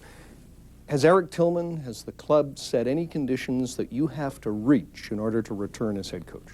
No, we've had some conversations as far as, you know, my future, but nothing, you know, as far as any definites. It's just a matter of we'll wait and see what happens at the end of the year. You've said to me in the past, some people would disagree, and Roy said it to me, that prior to your arrival here, a lot of players, in particular black players, weren't that keen on coming to the city. You've changed that atmosphere. Is that a fair statement? That is a fair statement. You know, prior to myself and Roy coming in, you know, was not a place, a desirable place, you know, for free agents to want to come here, and particularly the black free agents as well. And we've created an atmosphere here where it's a trust factor. They want to come and they wanted to come and be a part of what we're doing and to play, you know, for us. Danny, you talk about trust and wanting to play. How do you explain Thanksgiving Day in Montreal? I mean, the obvious question is, did your players quit on you? I would say no, they didn't quit. You know, was I disappointed that we didn't come out to play at the start of the game? Yes, I was, and I let them know that. But I feel confident, very confident, that'll be rectified here tonight. You've been in this city a long time. You're a member of the community. Your son plays high school football. Your wife likes it here. Would you like to be back next year? You know, that's a tough question. You know, it's been a good 7 years. There's been a lot of ups and downs. I'm just going to wait and see at the end of the year. I like to go out on a winning note, regardless whether I'm going to come back next year or stay. So my total focus now is the moment. I'm enjoying the moment. Really enjoying it? I'm enjoying the moment because I'm doing what I love to do, and I got tremendous support from my family, my wife, my kids, and the players. I know the players want to play for me, and that's why I'm enjoying the moment. Thank you. You're welcome.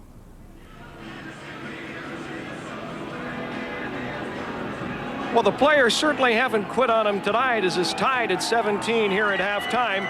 Dave, before we go back to that warm, cushy studio, one final point.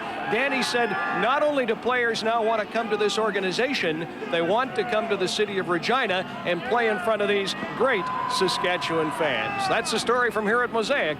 David, back to you. Thank you very much, Brian. Williams is even giving it to us about the studio. What's up with that? I tell you what, 17-17 on Friday Night Football. What's up, Friday Night Football? TSN, baby. Oh, it's going down tonight, Friday night, baby. This ain't high school, this pros, baby. It's going down. Game time, baby. Trying to get it done out here. You got to hit them every time you get a chance to, and we got to fight, man. When the ball is in the air, it's ours, fellas. Let's go, man. Let's go. INT on 3. 1, 2, 3, INT.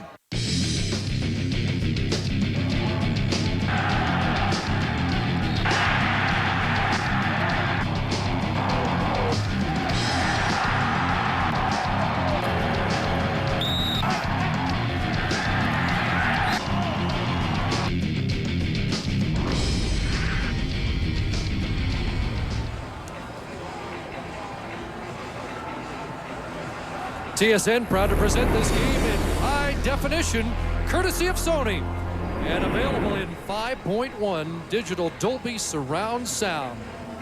30 minutes of football in the books, tied at 17. The Saskatchewan Magic number to eliminate Edmonton is 2, a combination of 2 wins for the Roughriders or 2 Edmonton losses. Excellent interview at halftime with Danny Barrett, and all kinds of speculation as to what his future holds here in Saskatchewan. But a win tonight goes a long way. Alouettes get their hands on the football first in the second half. Raven Coburn. And a holding penalty. Flags tossed, and Coburn's good return will be brought back because of penalties. Calvillo leads the offense out as we compare the numbers for the quarterbacks in the opening half. It was Anthony Calvillo to get things going with a long throw early on to Kerry Watkins. Had 126 total yards in the first half. Kerry Joseph had a very slow first quarter. In fact, the Saskatchewan offense Montreal number 4, 10-yard penalty on the run back. First down. had just 1 first down in the first quarter, and then 7, I believe, in the second. So things got going offensively for Kerry Joseph in that second quarter. Patrick Dorvell is called on the holding during the return. You take away the first play of the game, which was 55 yards to Kerry Watkins, and 76 yards of offense for the Alouettes against a beefed-up Saskatchewan defense here. Robert Edwards, the opening carry of the second half. Terrell Jeriniak with the tackle. Expand on that interview at halftime with Danny Barrett and the talk about his future as the head coach of the Saskatchewan Roughriders, and he was asked that, and of course has been asked that a bunch over the last few weeks. And I loved his answer yesterday when the question was simply, what about your future? And he said, for me, the future is now, meaning tonight. 2nd and 6. Calvillo hit as he delivered the football incomplete. Intended for O'Neal Wilson. There's been plenty of heat on AC tonight. Well, and his defensive line, Danny Barrett's defensive line, has reacted and has responded to what the head coach has been saying, because they have come with tremendous pressure up front, and oftentimes it's just been 4. And once again, it's Fred Perry that's causing most of the problems. But tonight, they're getting a good push from Scott Schultz and Nate Davis in the middle as well. You fucking threw that cone. Good job, D. Good job, D. Duval in. Dorsey awaits. And Dorsey drops it and has to drop on it quickly at the 35-yard line. Chip Cox bearing down after the 44-yard punt. The CFL on TSN is brought to you in part by Holiday Inn Hotels, the official business hotel of the CFL. With free high-speed internet in every room, the office is just a click away.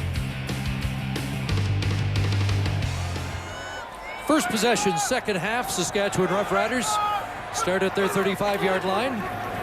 And Shermar Bracey, who had the 63-yard touchdown run in the first half, close to 4 here. Again, establishing the run on first down for the Saskatchewan Roughriders.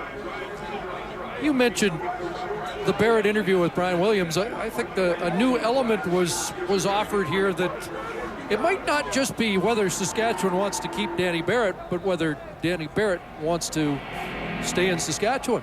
It's a good point. And you know one thing, that Danny Barrett will have options if he's not back in Saskatchewan next year. 2nd and 6, 6 receivers out, and look out! Kerry Joseph taken down. The blitzing defensive back Clint Kent with Montreal's first sack of the night. I think when Clint Kent takes off that uniform, he's got the Superman outfit underneath. Yeah. He kind of looks like it a little bit there. He's coming off. His man is going to block. And when your man blocks as a defensive back, you can take a look. And if he's blocking, go ahead and go after the quarterback. Kerry Joseph can't find anyone on his initial read. And after about 3 steamboats, it collapses on him. Clint Kent playing for Ricky Bell in the halfback position tonight. He was so fired up, he went to the sidelines and then had to sprint back on to give the Alouettes 12 on the punt return team. You got him.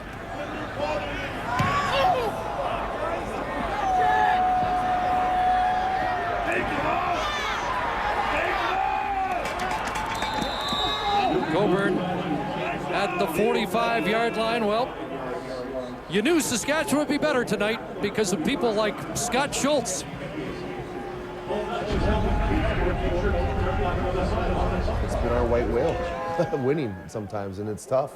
As a guy growing here, like I'm a Saskatchewan as a wheat field, and I've seen it over the years, and you know, I don't think anywhere in the CFL winning would be more appreciated than here, or more revered for championships. We just need to do something to put together. He's had a big night on defense, trying to help the Roughriders split the series. There's a pass completed to Terrence Edwards with Jackie Mitchell on his back. I love that. I'm a Saskatchewan as a wheat field. That's one of the lines of the year. That's a great line. And no argument, he is for sure. He is without a doubt. And you know, he's one of those heart and soul guys who plays every down. He plays hurt every down. He gets the push. He's got a sack tonight. He's got the cuts and bruises all over. Look at his right arm. He's got those cuts all over him. And he's the guy who takes the double teams in the middle. And when it gets cold like this and gets this time of year, those are the guys you lean on. Those are your leaders. Those are the guys you just watch play. And the team will sit down and watch guys like that play on film. And they'll just say, that's what this game is about. It's about Scott Schultz and those guys in the middle going at it. Terrence Edwards shaken up on the play. He's getting attention after the 2-yard reception. We'll be right back to Mosaic Stadium.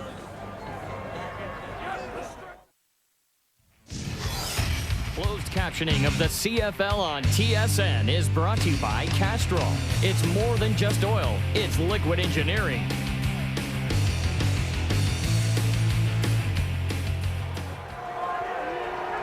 Last home game of the year, and their Rider pride showing. Alouettes looking at a 2nd and 8 with only 6 yards of offense on 2nd down. They'll add to that total with Sean Diner's first catch of the night, which gives them a first down. This is their 10th offensive possession of the game. The Alouettes with 6 2-and-outs. They avoid number 7 with that completion. Diner comes on to the roster with Ben Cahoon off, even though Dave Stala is the guy who moves into Ben Cahoon's spot. Catches a nice one on the sideline. Weakness in that zone. Now they go no huddle, play action. Back to the sidelines, and Thyron Anderson has his first catch of the night. Oh, check that. It will be incomplete. So Anderson still on the schneid. And one of the guys that's been kind of quiet tonight, probably because there is no Ben Cahoon, has been on defense for Saskatchewan, Eddie Davis, who is often asked to be that short side halfback where all the good slot backs line up, the G. Roy Simons and Jason Tuckers of the league, and the Ben Cahoons, or in this case tonight, Dave Stallis. Fans trying to disrupt Calvillo on 2nd and 10, wide open. Kerry Watkins inside the 10 down to the 4. Second catch, second big play to Watkins. This time 50 yards. He had 55 on the opening play of the game. The Saskatchewan Roughriders look like they're running a zone defense, and Kerry Watkins going to get outside the short zone player, the guy who's playing the flat area. That's David Bush. He's going to slide out there now. Watkins gets in behind him. He's just supposed to stay in that zone. David Bush thinks there's a deep man behind him, and he was nowhere to be found.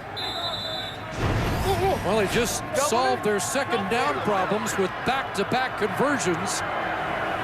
First a 10-yarder to Diner, and then 50 to Watkins. And inside the 20 there. 3 for 3 and putting points on the board. Robert Edwards, touchdown. His third touchdown of the night. The thing about Robert Edwards is you have to tackle him. You cannot just hit him. Some running backs you can hit and they'll go down. And this might be coming back. A flag on the far side of the field. Offside. Montreal number 81. 5-yard penalty. Repeat, first down. And the question has to be asked, how does your receiver go offside on a running play like that?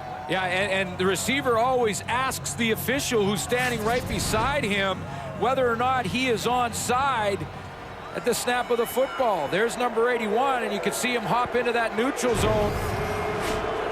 It looked like he was offside. So now 1st and goal from the 9. Calvillo throwing, and that ball dropped by Edwards with Jackie Mitchell bearing down. After the big catch from Kerry Watkins, that could be a costly penalty. A little bit of an offside on a running play that really had no business being up there. And now they go back and have first down over, but end up in 2nd and long after that drop. And AC shows his frustration. Boy, Jackie Mitchell's had a night. He's been all around the football. Now a hand goes to Saskatchewan's defense here in 2nd and long. Boy, these fans know when to make noise, don't they?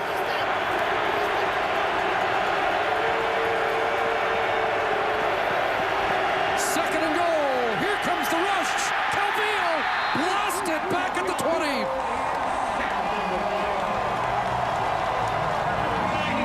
Reggie Hunt, Maurice Lloyd, Scott Schultz all celebrating the 5th sack of the night. Anthony Calvillo wanted to go to where Ben Cahoon usually lines up. This time it's Dave Stalla to the right of your screen. He looks over here immediately. He wants to go. This has been his security blanket. He goes to Ben Cahoon in situations like this. And Stalla's the guy tonight. He's got Eddie Davis on him. Stalla goes down. Eddie Davis in perfect position. Anthony Calvillo has no place to throw the football, and he goes down. He doesn't have Ben Cahoon in the lineup. Give Schultz his 2nd sack. Duval now on to try from 26. And Duval makes it and gives the Alouettes the lead, but a touchdown came off the board.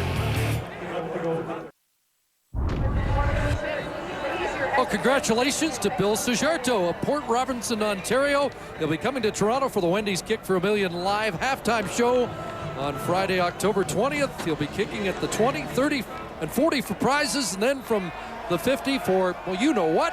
Yeah. For $1 million and the one-time payment. Good luck, Bill. Next Friday, Roughriders and Argonauts. And Bill Sajarto on the marquee. Kerry Joseph looking downfield, and this one picked off. Davis Sanchez has his 3rd interception of the year and 2nd in as many weeks.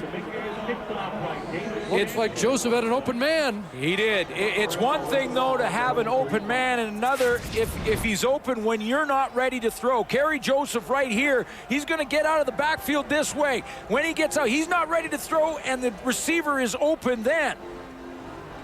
And it's Matt Dominguez who is wide open as Kerry Joseph is coming out of there. He's open now. He's open now. He's open now. And now he's not open. Because now Davis Sanchez has dropped off of his man, and he's got underneath that football. Third turnover of the game for Saskatchewan, a team ranked second best at not giving the ball away. At the 35, Alouettes. Little gadget play, and Edwards looked like he'd be tripped up in the backfield. He gets out across the 40, but there is a penalty marker down on the play. Montreal Alouettes have got to be happy with their situation in this game, up by 3 points with the fact that they really haven't controlled the line of scrimmage on offense. Montreal number 65, 10-yard penalty, repeat, first down. That looked like a fast break by the Saskatchewan Roughrider defensive front seven to get in the backfield to disrupt that play, and holding all over the place because of it. Ian Allen, the man who has replaced the 7-time All-Canadian Bazumo Okeke at left tackle. But that Montreal O-line right now, Chris, is hanging on. 5 sacks tonight for Saskatchewan. And a completion to Sean Diner as we join Ray Morrison. Chris, I had a great visit with Marcel Belfait, the receivers coach for the Montreal Alouettes, who prior to going to Montreal spent 5 seasons here in Saskatchewan, 3 as offensive coordinator. And as Glenn Suter can tell you, there can be some trying times in being any sort of coach in Saskatchewan. But he pointed out one thing. He said, you know, in my time in Saskatchewan, I was 29 and 25 as an offensive coordinator, and being positive by nature, he says that's the memory that he takes away from being involved with the Roughriders. 2nd and 15 for Belfait's offense, and O'Neal Wilson can't bring it in. And it's another 2 and out. Marcel Belfait's challenge now, as is Kevin Strasser's, the offensive coordinator on the sideline for Montreal, is how do you adjust the offense when your line is giving up a lot of penetration? And right now, the offensive line for the Montreal Alouettes are just barely hanging on. The Saskatchewan defensive line is controlling the line of scrimmage. So for Kevin Strasser and Marcel Belfait, the challenge is to make the adjustment. The quick passing game and maybe a little more run can help them. The Duval kick fielded by Dorsey at his 29. Trying to get outside. Marker down as Dorsey reverses field. It is swamped at the 35, a 51-yard punt by Damon Duval.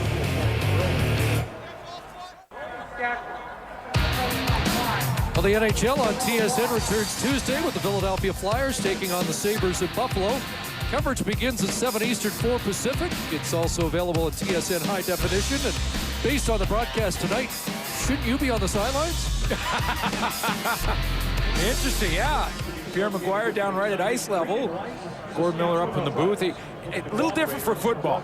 Yeah. You know, with all as wide as the field is, and as big as and long as it is, down there I could probably see the legs of half the team. So why does the head coach, when he pulls the starting quarterback, say, oh, it's good for him to watch a little bit from the sidelines? Yeah, it's an You're interesting, not seeing anything. You know what? It's an interesting point. Almost better if you're going to take the quarterback out to put him up in the booth so he can see the big picture. But down there, they get a chance to kind of relax. They're not under the gun, so they watch from down there. But see, if you're on the sideline, you got that angle basically. Here, that's what you see. So a little tough to analyze what's happening on the far side of the field. Like if I wanted to see what's going on over there, it's a little tough to make the call from this side. So a little bit different in football, but an interesting experiment there. Of course, we know it's way too cold down there for anybody in the studio. So, yeah, well, that's right. An injured That's right. Alouette. And it is Eric Lapointe, who has been terrific on special teams this year and was the special team player of the week. In fact, 3 of the 4 players of the week from Montreal. Lapointe, special teams, Davis Sanchez, defense. We mentioned Anwar Stewart, the lineman of the week. You know, if Eric Lapointe looks back on his 8-year career so far, it's going to be one of those, what could have been for Eric Lapointe. I mean, one of those guys that you look at and think, there's a guy who could just be a superstar if not for his bad luck in the injury department. I mean, the guy just cannot stay healthy. What a run he had in the playoffs last year. 3 touchdowns in the Eastern Final against Toronto. 2 more in the Grey Cup game. 5 when it counted the most. Joseph pulls it down, lunges ahead, takes a lick at the 26 as 3 or 4. Anwar Stewart in on another tackle for Montreal. Yeah, it's getting right in that point of football game where your big play players step up. We saw a Davis Sanchez interception, and the next guy to step up for this defense is often either Anwar Stewart, who you see hustling here, or maybe Timothy Strickland, who we haven't talked about much tonight, but he often makes the big play when the Alouettes need it most. 2nd and 7. 4 receivers near side. Joseph looked that way and now rolls the opposite way and pumps. Won't get to a first down stick, however. Dwayne Butler's in the neighborhood. Kai Ellis, the middle linebacker, and it's another 2 and out now for the Saskatchewan offense. It's one thing when the quarterback decides to bounce outside and try and buy some time and extend the play, but Kerry Joseph, when he decided to do that, he went to the right, and all 4 of his receivers out in the pass routes were on the wide side of the field to the left, so he had no targets down the field to throw to. And again, getting involved in a field position battle because of regular punts is not going to play into the hands of Saskatchewan, where Duval's one of the top-rated punters in the league. #1 in net punting against Conji. And they've come close again, but Conji gets it away. 39-yard line. Coburn, great cover by the Roughriders after a 42-yard punt. Dustin Chernovsky downfield first.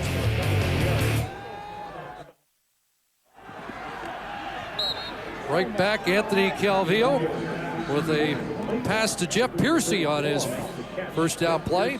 Well, and this is the quick passing game that we talked about, maybe the adjustment that Kevin Strasser has to make on the sideline.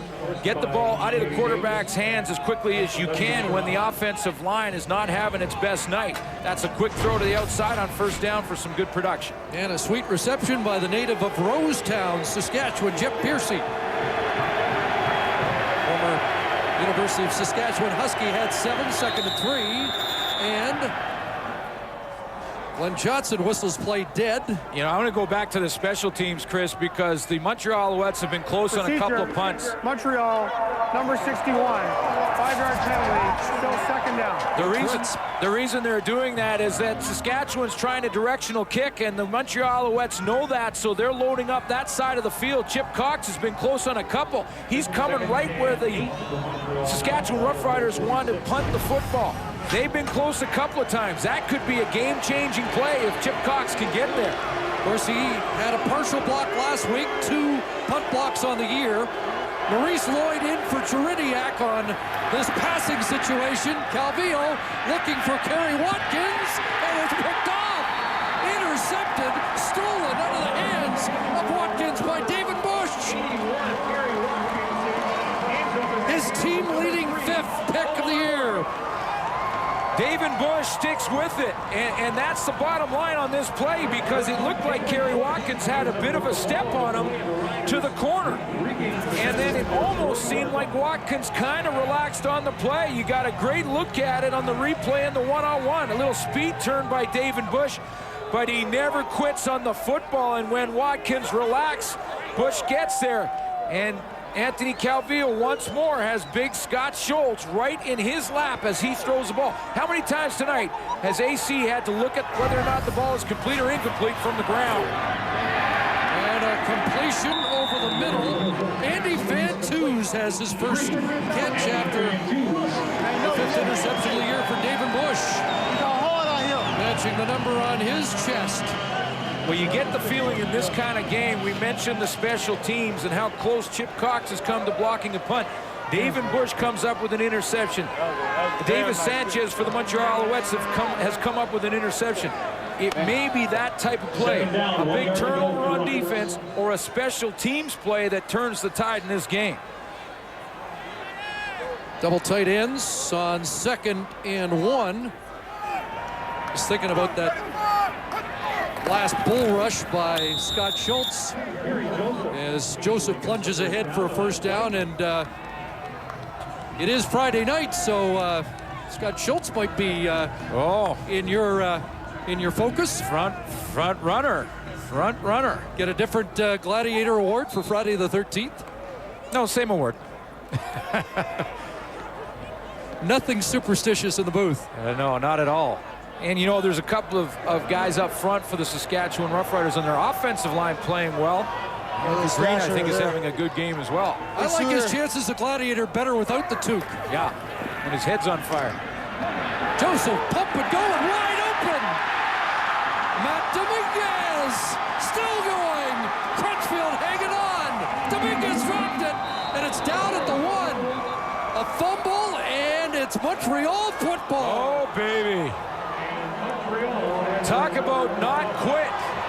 David Bush with an interception to turn it over for Saskatchewan. What a play on the pump and go on the outside. Kerry Joseph has plenty of time. Talked about that O-line. Look at the time Joseph has. Big, huge fake pump there. He has Dominguez wide open. Now who strips it out? Looks like Kai Ellis all the way from the middle linebacker spot. Dominguez did a nice job here of protecting the ball against Crutchfield, but there's Ellis. And there's Butler on the ball at the 1. Fantus with the tackle there. And Fantus still down after the pileup. If you keep hustling on a play and you never stop till the whistle blows, good things will happen. Dwayne Butler hustles back there to help out Daryl Crutchfield, who is beaten badly by Matt Dominguez. He is back there and is there when the football comes out. But the guy who really makes the play is Kai Ellis. Leading tackler on the Alouettes, Butler, with the fumble recovery. He has had 2 career fumble recoveries for touchdowns against Saskatchewan. This one may have saved a Rough Rider touchdown.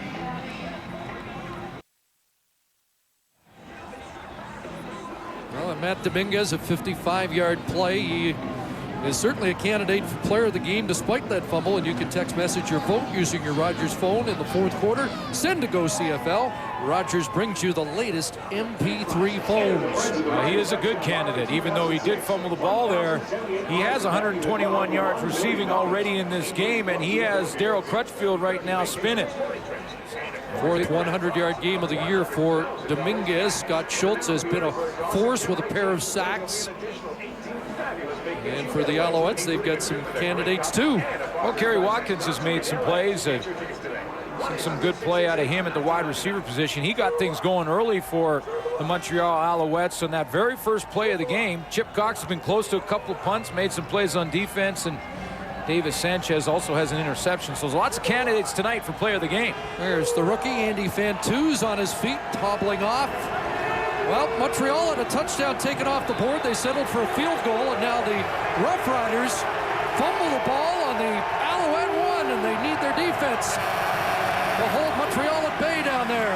Robert Edwards trying to get him out of this deep hole and a good run to the 9, so Edwards churns up 8 yards. Well, you know what? I'm going to even turn it up a notch, Chris, and say that's a great run, and it's a great play for an offensive line that I really believe has struggled for most of the 3 quarters of this game up front. For them to get a good push up front the way they did and create a bubble for Robert Edwards in the shadow of their goalpost is a big, big play. Here's another one, 2nd and 2. Edwards again. And somebody loses their lid, and Edwards looks like he has the first down at the 11. You know, we've talked about Scott Schultz and how he and Nate Davis have controlled the middle of that line of scrimmage. Fred Perry has been great off the edge, and really it's been a struggle for Robert Edwards all game long running the ball. And they have been disruptive in that backfield, that front 4. To get a first down backed up on your 1-yard line from the offensive line that has struggled is absolutely huge for this football team. That's a win for Montreal, and they can really get out of trouble with one more first down. This time they pull it away from Edwards, and Calvillo dumps it off, and Thyron Anderson with a catch and a first down at the 25, and the big hole has been escaped from Line of scrimmage was the 12-yard line, and there was absolutely no indication that Calvillo was over that line when he threw the ball. It looks like he's just making it up as he goes along. The fake to Edwards, that pulls in the defense, and he's well behind that 12-yard mark when he dumps the football off. So back-to-back first downs for AC as we approach the final minute of the third quarter. Back to Edwards on the ground, and he'll churn up more. Oh, this is a close big to drive. another first down. That's 3 now. Wow, this is a big drive. This is the difference between real good teams and teams that are just sort of average, is when you really need to get out of there, you can get a drive together. If this drive stops now for Montreal, it has been a success. To get out from your own 1-yard line at crucial time in the football game, and you know what else it does?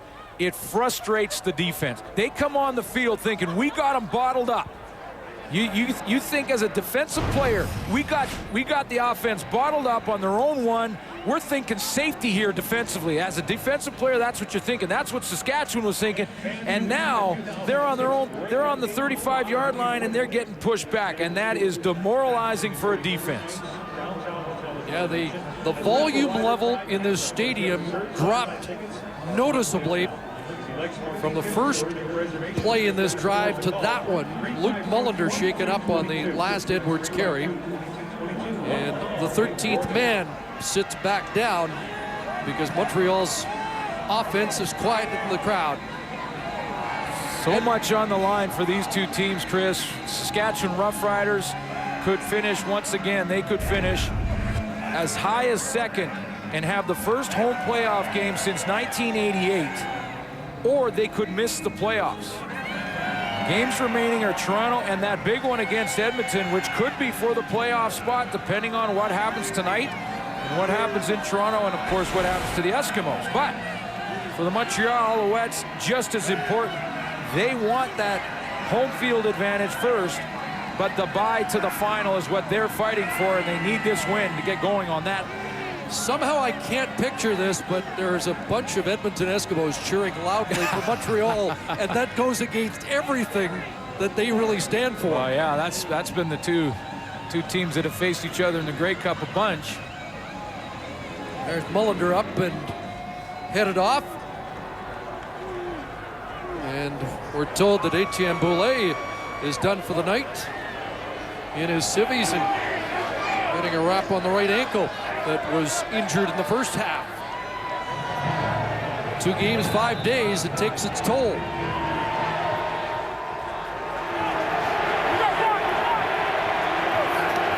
Second and short.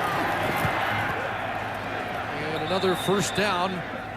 This time Scott Flory losing his helmet as Mike Villemick back in the Montreal offense with a first down carry.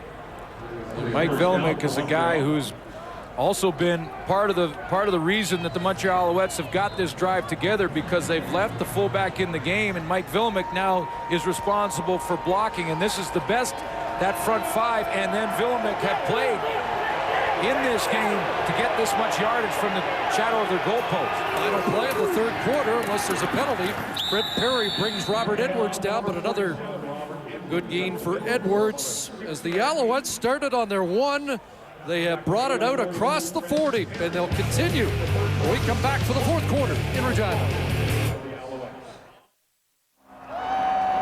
Third quarter stats are brought to you by Rona, proud league-wide sponsor of the CFL. Montreal Alouettes dominating in time of possession. They've moved the football. They have the lead, but this has been their biggest and most important drive of the game. 5 sacks to 1 for Saskatchewan, but those 4 turnovers have been costly. Am I supposed to introduce you as Professor Glenn Suter now? Or? You know what? I'm glad you mentioned it, because we have the Glenn Suter Football College up in Saskatoon this year. Wow. Right after Vanier Cup, and it's a chance to get a plug if people want to sign their kids up for the football college in Saskatoon. They check out the Vanier Cup website, and it's a testament to this province and how football crazy they are. Vanier Cup sold out, and they're going nuts here for their Riders in Regina. 2nd and 4, Robert Edwards, and this time not going to get to the first down stick.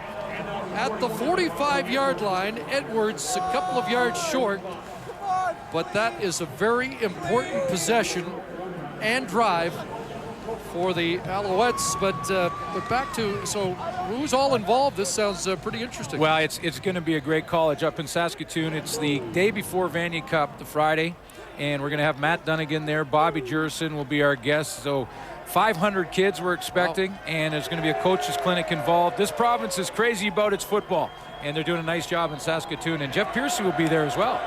Let me get this straight. You've got 2 Hall of Famers on the faculty, and it's the Glenn Suter College. That's pretty good. A great opportunity for the kids in Saskatoon. Great to hear that the Vanier Cup already a sellout. Here's Dorsey from his 15, 20, 25 to the 28. That's where Saskatchewan will scrimmage the football in the opening minute of the 4th quarter here in Regina. Well, for every sack in tonight's game, Purelator donates the quarterback's weight in food to a local food bank. Purelator, where business is going. 5 sacks for Saskatchewan tonight. A couple by Scott Schultz, and you're right, that's the most important line. Congratulations to the great people of Purelator. Over 1 million pounds of food have been donated since the program started in 2003. Fred Perry's made his contributions as his 14th sack of the year here tonight. By the way, it's Food Drive Purelator Day in Montreal next week at Olympic Stadium, so a big crowd and hopefully a big day of contributions there as well. Yeah, this has been a great deal. I mean, there's a lot of food donated. Here's kind of how it works. Like, the quarterback's weight in food. So, like, for instance, tonight, Kerry Joseph's 210. He's been sacked once. Anthony Calvillo weighs in at 216. He's been sacked 5 times. That's over 1,200 pounds right there. And, of course, fans can bring in food as a donation and get their picture taken with a Grey Cup. This is just the 10th offensive play of the second half for Saskatchewan.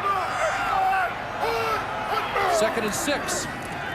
Big rush there by Arkell Trulak. And this one is picked off. Dwayne Taylor has the interception.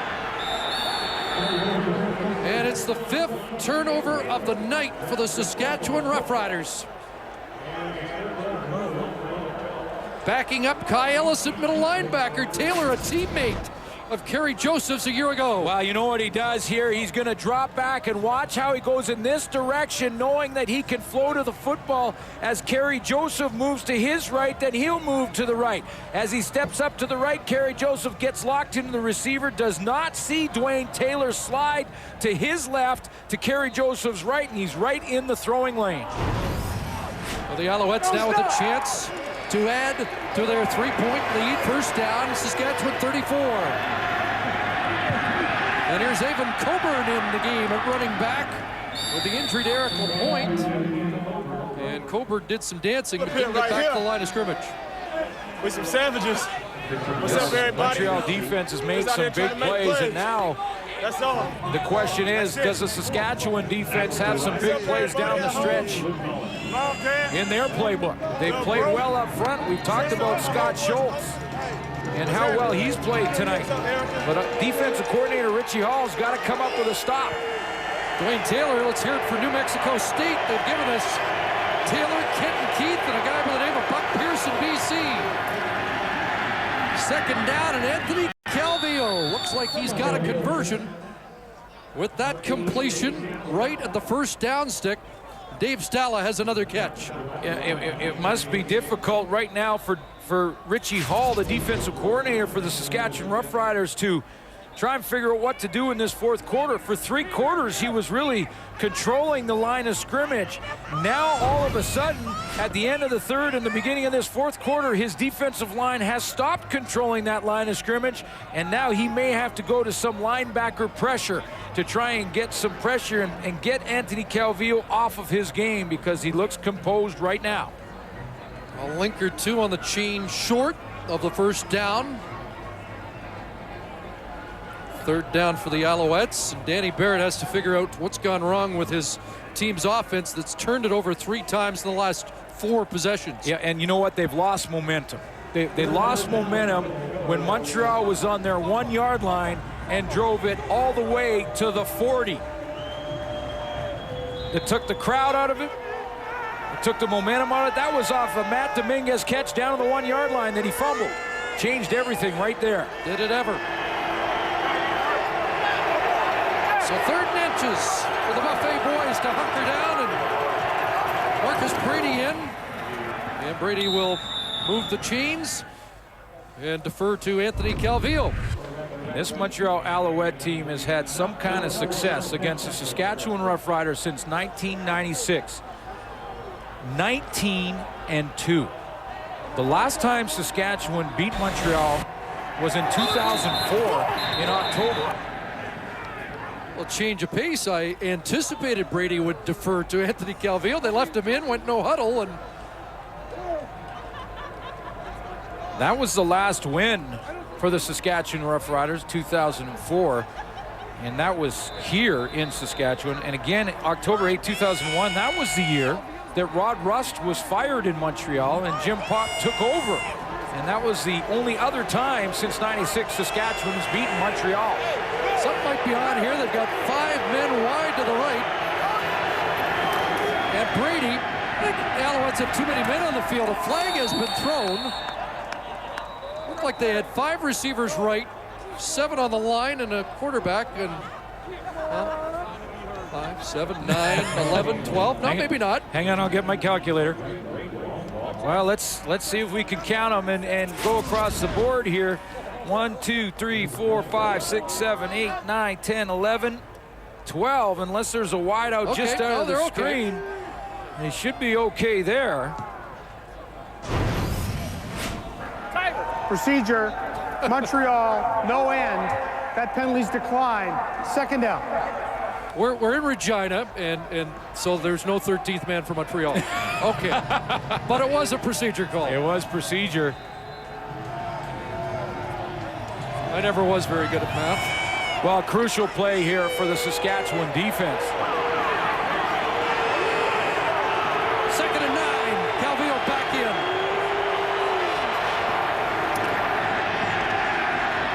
Looking into the corner. Incomplete. Dave Stala stretched out, but couldn't reel it in. Eddie Davis once again on Dave Stala, and Dave Stala's been quiet. This has been the Ben Cahoon spot we've talked about, and guess who's covering him? It's Eddie Davis. I mentioned early in the game that Eddie Davis plays the short side halfback, meaning that's where G-Roy Simon of the Lions lines up. That's where Jason Tucker lines up. That's where Milt Stiegel lines up. Richie Hall told me that when they play against Eddie Davis, they play their toughest opponent. That's Eddie Davis. Should be probably a nominee for Defensive Player of the Year for this football team. Duval from 28 yards out, trying to make it a 6-point game, and makes no mistake. So the interception is converted into 3.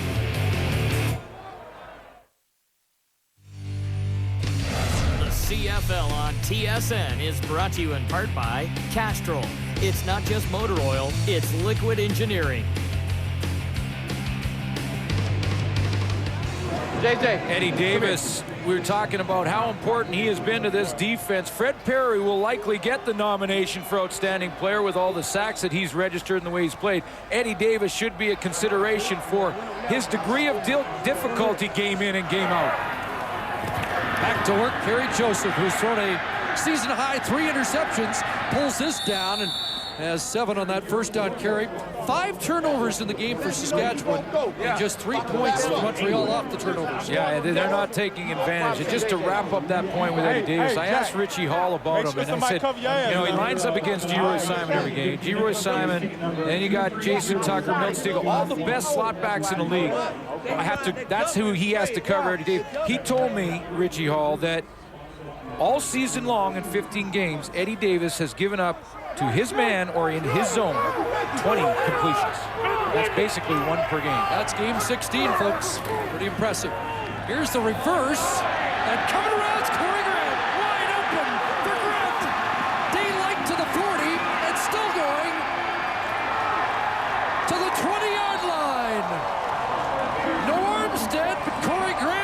like a nice, reasonable facsimile.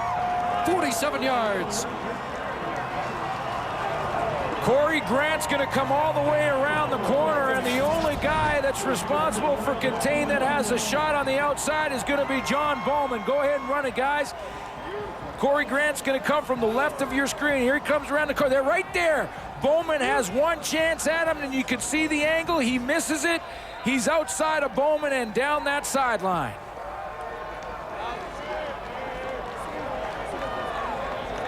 So they had a 63-yard touchdown run by Bracey early, and now a 47-yard reverse for Corey Grant.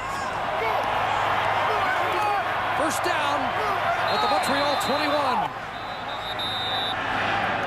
And a time count violation, and a costly one. Yeah, and Kerry Joseph Time count violation. Saskatchewan number 4. 5-yard penalty. Repeat, first down. If you're sending in the plays from the sideline, you've got to give the quarterback a chance to change the play or the direction of the play at the line of scrimmage. Kerry Joseph, right after that time count, turned around to the bench, said, come on, guys, you got to get it in there quicker. And Danny Barrett's trying to calm his quarterback down right now. That'll be 1st and 15 now. By the way, the Grant run of 47 yards, the longest in his 8-year CFL career. Short drop. And a completion. And the ball knocked out of the hands. Is that a free football? Fillion's on it. And let's see. Crutchfield knocked it out of the hands, and Matt Dominguez. This may be reviewed. This may be reviewed, Chris. Sorry. Whether or not Matt Dominguez was out of bounds on the sideline before the ball was knocked out of his hands by Daryl Crutchfield, I'm not so sure. He may have had his right foot on that sideline and on that white stripe. Here's the catch. He's there and he's on the sideline, and then the ball comes out. I think he may be out of bounds. Challenge flag's been thrown. And can you see a little green there or not? Certainly the ball does not go out of bounds. The ball goes right back into the field of play. This will be the best angle of it. Take a look. We'll stop it right there. There you go. It looked like that foot was on the white stripe. The line judge, Ben Major, right on the scene. Well, is that conclusive evidence or not? We're going to find out if Danny Barrett can go 2 for 2 in the video challenge department tonight. This is the angle that seemed to show it the best, or Saskatchewan is challenging that the player stepped out of bounds before the fumble. Well, that would be 2 critical fumbles by Matt Dominguez here in the second half. One on the Montreal 1-yard line, or inside the 5, and this on the Alouette 15. Take another look and see if this view is blocked. That view is slightly blocked. And as he comes up, well, it's hard to tell there if, you know, if that was to stay in bounds to have a catch count for Saskatchewan, I think a lot of people would in Saskatchewan be saying, yeah, his toe's down in the green. But now it's the other way, and is he on the chalk or not? I think there's nothing conclusive there that will get this play overturned for Saskatchewan. Well, the one angle from behind Matt Dominguez looked like he may have been on the stripe, but you're right, it has to be conclusive evidence, and I'm not sure that it was. We'll take one more look through the sequence. Now this is the one angle from in front of Dominguez, and it looked like he's on the stripe there. Look at this one is blocked. Sorry, Chris. I'm just going to say Ben Major's in perfect position here. Couldn't be better position for the line judge.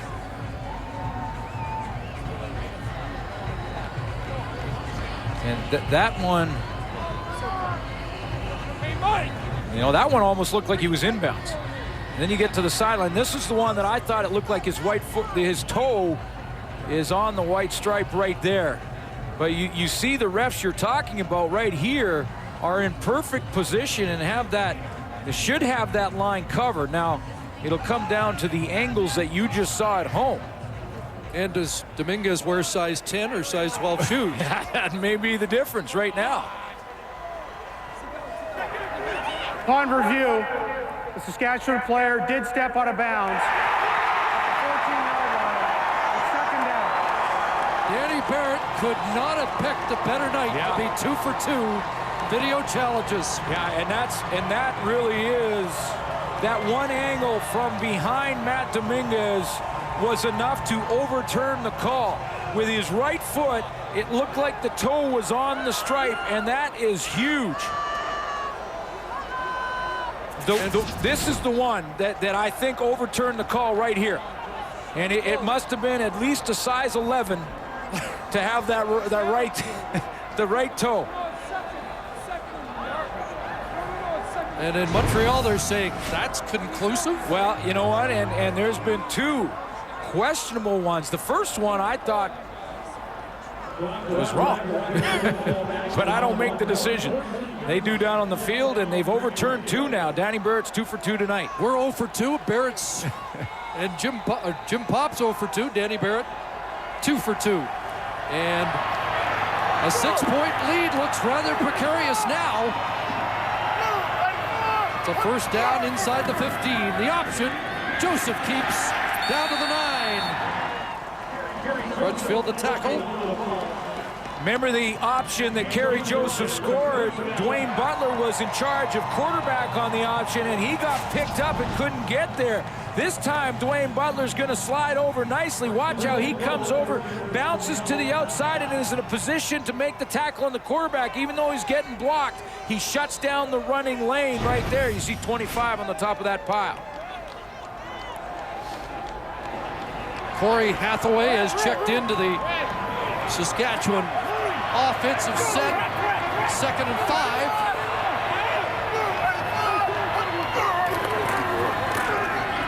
Joseph, touchdown! Great catch, Andy Fantuz.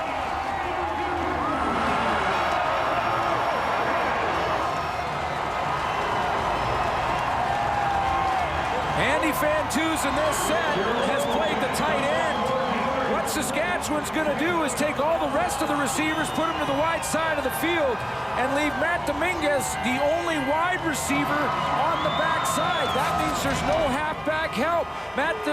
Fantuz is lined up right there. Matt Dominguez to the outside of him. He's going to come to the outside. He's on the opposite side, come across to the outside, and then be in the flat where there's no halfback help. That pass was tipped, but Fantuz makes the fingertip catch. And Saskatchewan's got a 1-point lead. Flying Sabres, Tuesday on TSN. Hockey lives here.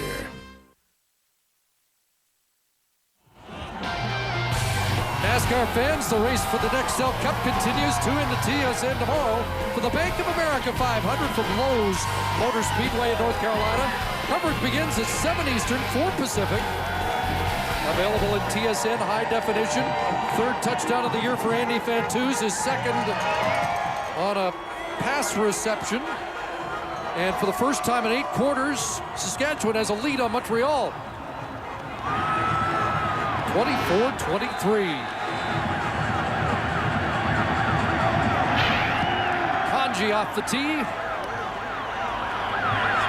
And it's Darren Dietrich, the former Nebraska star, up close to the 40-yard line.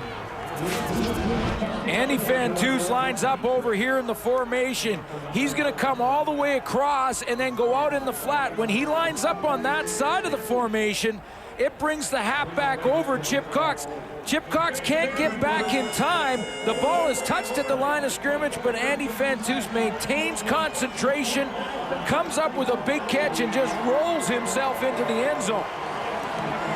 Markel Trulak nearly broke it up. We talked about Dominguez's feet.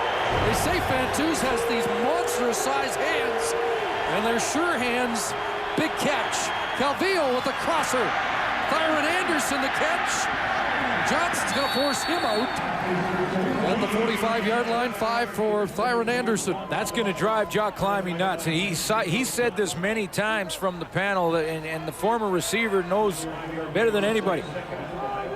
Anderson had about an 8 or 9 yard gain, and he bubbled back to try and get the corner, and when he did, he lost 3 or 4. Well, they've stoked the fans here at Mosaic Stadium. 2nd and 5. Calvillo gets it complete. fights him off and forces him out. But A.C. Cooley converts the second down play. Terrence Edwards, the inside receiver, the three-receiver side came down in motion, and then he is going to just find the hole as they try and create some rubs and some openings, but it's the throw from Anthony Calvillo. It's a dart to thread it through what looked like pretty good coverage from the Saskatchewan Roughriders. 36 yards to Terrence Edwards. Into field goal range. But AC wants more. Play action. And a completion to Stalla. 3 or 4 with Eddie Davis there. Well, Eddie Davis is going to be right there. He's been on Dave Stalla all night. And Anthony Calvillo, for his big gains, has gone to the outside to Kerry Watkins. Well, they talked about who would step up with Ben Cahoon out, and Terrence Edwards, 6 catches, 99 yards. Stalla's been productive, and now it's 2nd and 7. Quick hitter, Sean Diner, the catch. Dropped at the 20. Forward progress, the 20. He had to get beyond the 20, almost to the 19, so it's going to be 3rd and 1, or maybe a little bit more. Well, first of all, Jim Popp right now, to make this decision, has to know exactly how far he has to go. Is it a yard? Is it inside a yard? Is it just over a yard? It is a game of inches. You've heard it many, many times, and a couple of inches can sway the coach's decision. And remember, we said, he mentioned yesterday, I had 3 easy decisions last week. Well, he gambled on 3rd and 1 and made it for a touchdown in the first half. This would be his toughest decision of the night. And he threw out a challenge. They're going to challenge the spot, which he's allowed to do on a... Or is he allowed to do? No, it's not a 3rd down, so he can't challenge on 2nd down. No, I think he's buying time. I think he's buying time. He's going to pick the flag up again, put it back in his pocket. He knows he can't challenge. Montreal wanted to challenge a spot. He can't challenge a spot in 2nd down. Not a challengeable play. I think what he really wanted was a chance to say, really like a measurement here to see how far I am away. Yeah, exactly. And he thought by throwing the flag, he could buy a little bit of time also to make the decision as to whether or not to put the field goal team out there. And I think he's going to. Yes, 3rd and 1.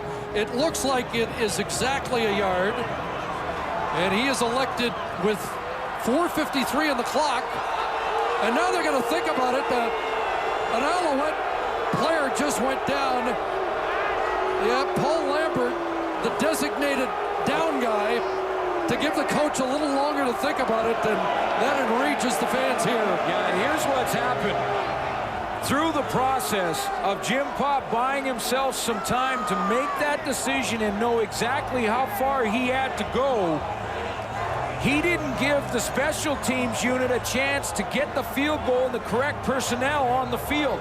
So when they got out there in a scramble, they were going to get a time count and decided, got to get a guy down to stop the clock.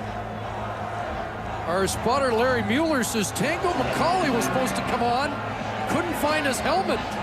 And that may have been the problem that caused the alignment situation.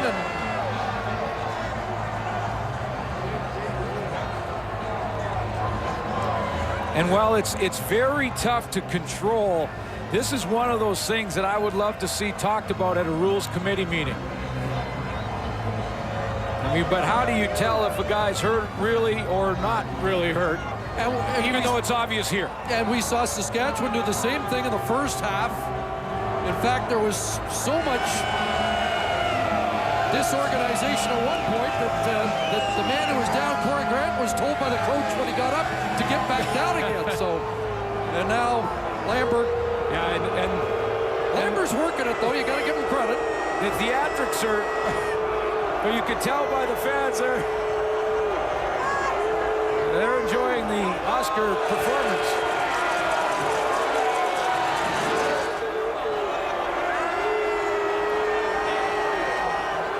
So on for Duval.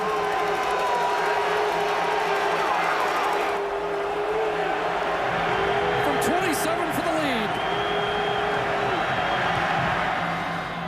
And And Damon Duval puts it through.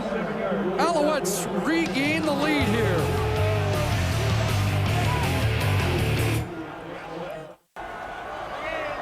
Well, this place is in an uproar, and it's always fun to watch the passionate fans in Regina. Their team down by a pair as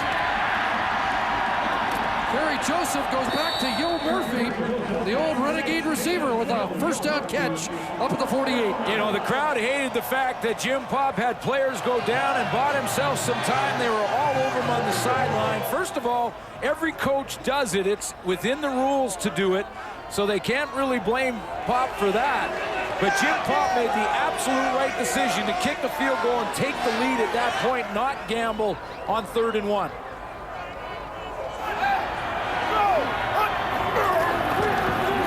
Bracey hasn't carried in a while. He goes off the left side to the 52. I don't know when the next home playoff game will be in Regina, but I'd like to be here for it. It would be fun to watch these fans embrace a postseason game for the first time since '88.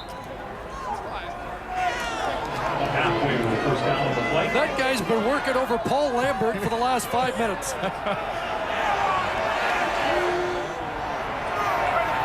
Second down and 6. And out of the backfield, a good catch. And a first down for Bracey. A big conversion there to the Montreal 51. Less than 3 minutes to play here in Regina. The CFL on TSN is brought to you by Coors Light, the Silver Bullet, and by the all-new 2007 GMC Sierra, GMC Professional Grade. Well, we've had a little bit of everything here tonight. Great Friday night football game. 8 lead changes so far. Saskatchewan trying to make it 9. First down in Montreal territory. Joseph had some time and overthrows Jason French.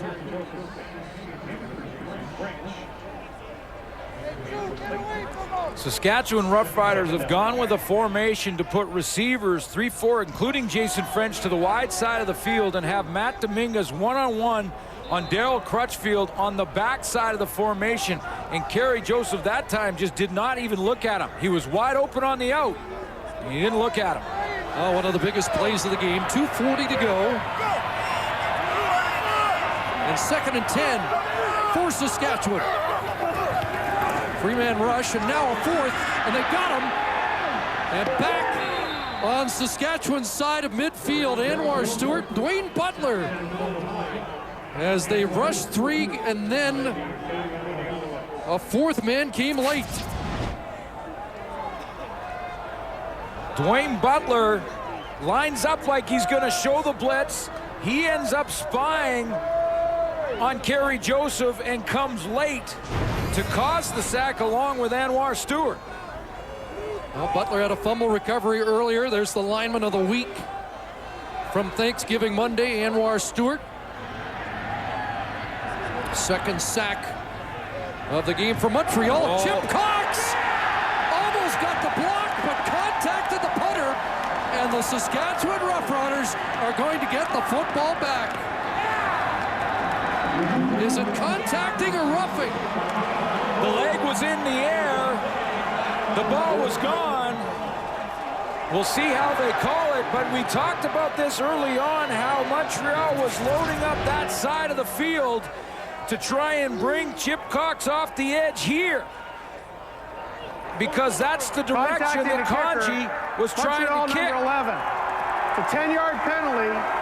Keep 3rd down. So it is just contacting 10 yards. It was 3rd and 17. So now they have a chance to Too many men on the field, ref. punt the ball again, or do they give Kanji a shot from 54? Well, that makes that sack by Dwayne Butler and Anwar Stewart that much bigger, because the loss of yardage, even after the Chip Cox penalty, allows Montreal to get the football back. And Chip Cox just took a bad angle. Rather than go to the block point, he went to the player. He went to Kanji. 2:07 to go, so they'll play the field position game here.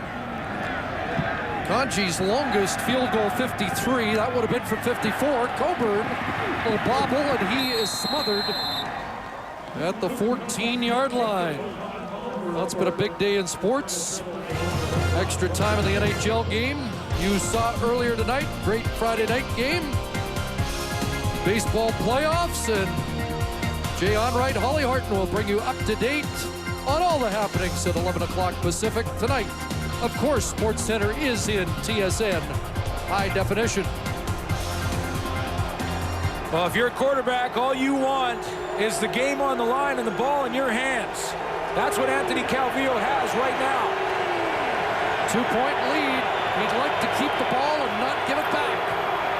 And Robert Edwards, usually a good guy in that department, but stopped up quickly that time. And this will bring up 2nd and long. And you know that Fred Perry and company are, all they're thinking about is 2 and out right now. That's right, and this has been the situation for Anthony Calvillo game in and game out, year in and year out. He goes in this situation to Ben Cahoon. Ben Cahoon is not dressed tonight. Where does he go? And this is the loudest it's been here since Mick Jagger and the boys were here last week. 2nd and 10, and a conversion to Dave Stala. Ben Cahoon Jr. just moved the chains. And that is huge, and it shows the confidence that Anthony Calvillo has in Dave Stala as a replacement. He goes to the exact same position on the field, the exact same route in the passing progression, and it just happens to be tonight Dave Stala, not Ben Cahoon, but Stala comes up with a big catch in the first down. 6th catch of the night for Stala. Clock running, 80 seconds to go. Play action. Calvillo, complete. Terrence Edwards, and he'll be stopped a couple of yards short of a first down. Edwards over 100 for the first time in his CFL career. And this seems like huge advantage Montreal to be in a 2nd and 2 situation. You think, well, they're going to just run the ball to Robert Edwards. I don't think it's that much of a big advantage. This defensive line for Saskatchewan has played well. They're going to have to block up front, Montreal, to get this first down. And they may just throw it. 2nd and 2. Robert Edwards not going to get there. Fred Perry, Kitwana Jones. Interesting call here to go with almost a sprint draw to the running play to Robert Edwards, because it's a deep handoff and it allows Perry right here. Look how deep Robert Edwards is in the backfield. It allows Fred Perry to step up and catch him in the backfield, along with the help from his defensive line. It looks like Tristan Clovis, the safety, was up in there as well. In there. Tristan Clovis with a huge play.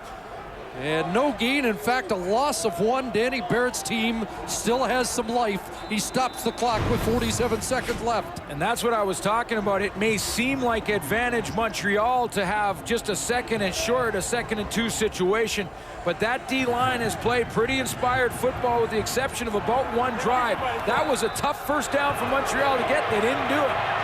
I thought one of the best games we did last year was here in October. Montreal 38. Saskatchewan 34. This has been a beauty too, and it's not done. Dorsey trying to give him field position, and he nearly got away.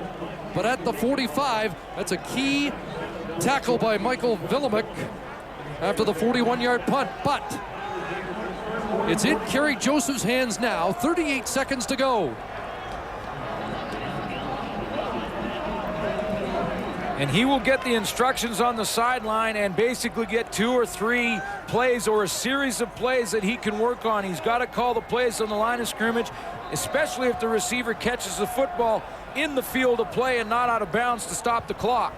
They need to move it about 25 yards to get in Conji range. He has hit from 53 this year. They'd like to make it a little easier than that. Over the middle, complete. Well, they're almost in field goal range right now. Yo Murphy. Haven't heard a bunch from the old Murphy tonight, but he comes up with the biggest catch of the game for the Saskatchewan Roughriders, and it's going to be right over the middle here. What a throw, a good throwing lane up front for Saskatchewan, and Kerry Joseph throws a strike, and you're right, pretty much field goal range now, although it's a long one. 24 yards to Murphy at the 41. Joseph pumps, and he's going to try and get outside. Kerry Joseph down to the 20, and they're in field goal range now, and it's Bedlam in Regina. And every one of the players on the field have got to control the emotion now. What a decision by Kerry Joseph. You could tell when he got outside there for a split second, he thought about throwing the football. When he steps up here, right around here, I thought he may decide to throw the football right there. And he said, nope, I'm going to tuck it under my arm. That's the best decision he's probably made as a pro at that quarterback position, to tuck it under his arm, get in field goal range, and now Saskatchewan's Luka Kanji can try and put their team ahead. 10th carry, 66 yards for Joseph, and they're going to line up on first down, and will they keep some time on the clock or not? Just in case something goes wrong, well, the Alouettes are going to call their timeout. So there will be a chance for Saskatchewan if they make a mistake here on the snap to get a second chance. That's what the discussion is on the sideline with Danny Barrett. Do you let it run right down? We've seen this scenario before. Edmonton had problems in BC. What's happened? Oh, he wanted to run the timeout. Now they're going to run another play to make sure the Alouettes don't get the ball back. And they're going to probably try and get the ball more to the middle of the field. 9 seconds left. It is first down, so they'll, as you mentioned, run it into the middle. And it is chaos. The Alouettes scrambling to get the right complement on the field. And Joseph will run it into the middle, and down he goes, dropped by Filion. Well, now Kanji's back out. And Adriano Belli just made a mistake. Adriano Belli just made a mistake. He had a chance to grab Kerry Joseph and hold him up and try and have that clock run out. He brought him to the ground right away, and that'll give Luka Kanji a chance at a chip shot field goal from the middle of the field. Now, he has had one block tonight. You tell Luka Kanji, a rookie, right now that this 29-yarder is a chip shot. Final play of the game for the win. A 2-point Alouette lead. Kanji delivers. Game over.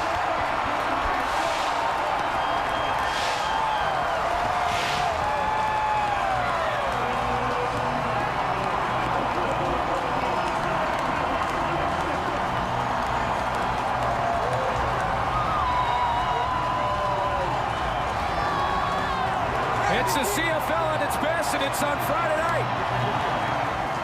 The magic number for Saskatchewan to clinch is 1, and they still believe that a home field playoff game is possible.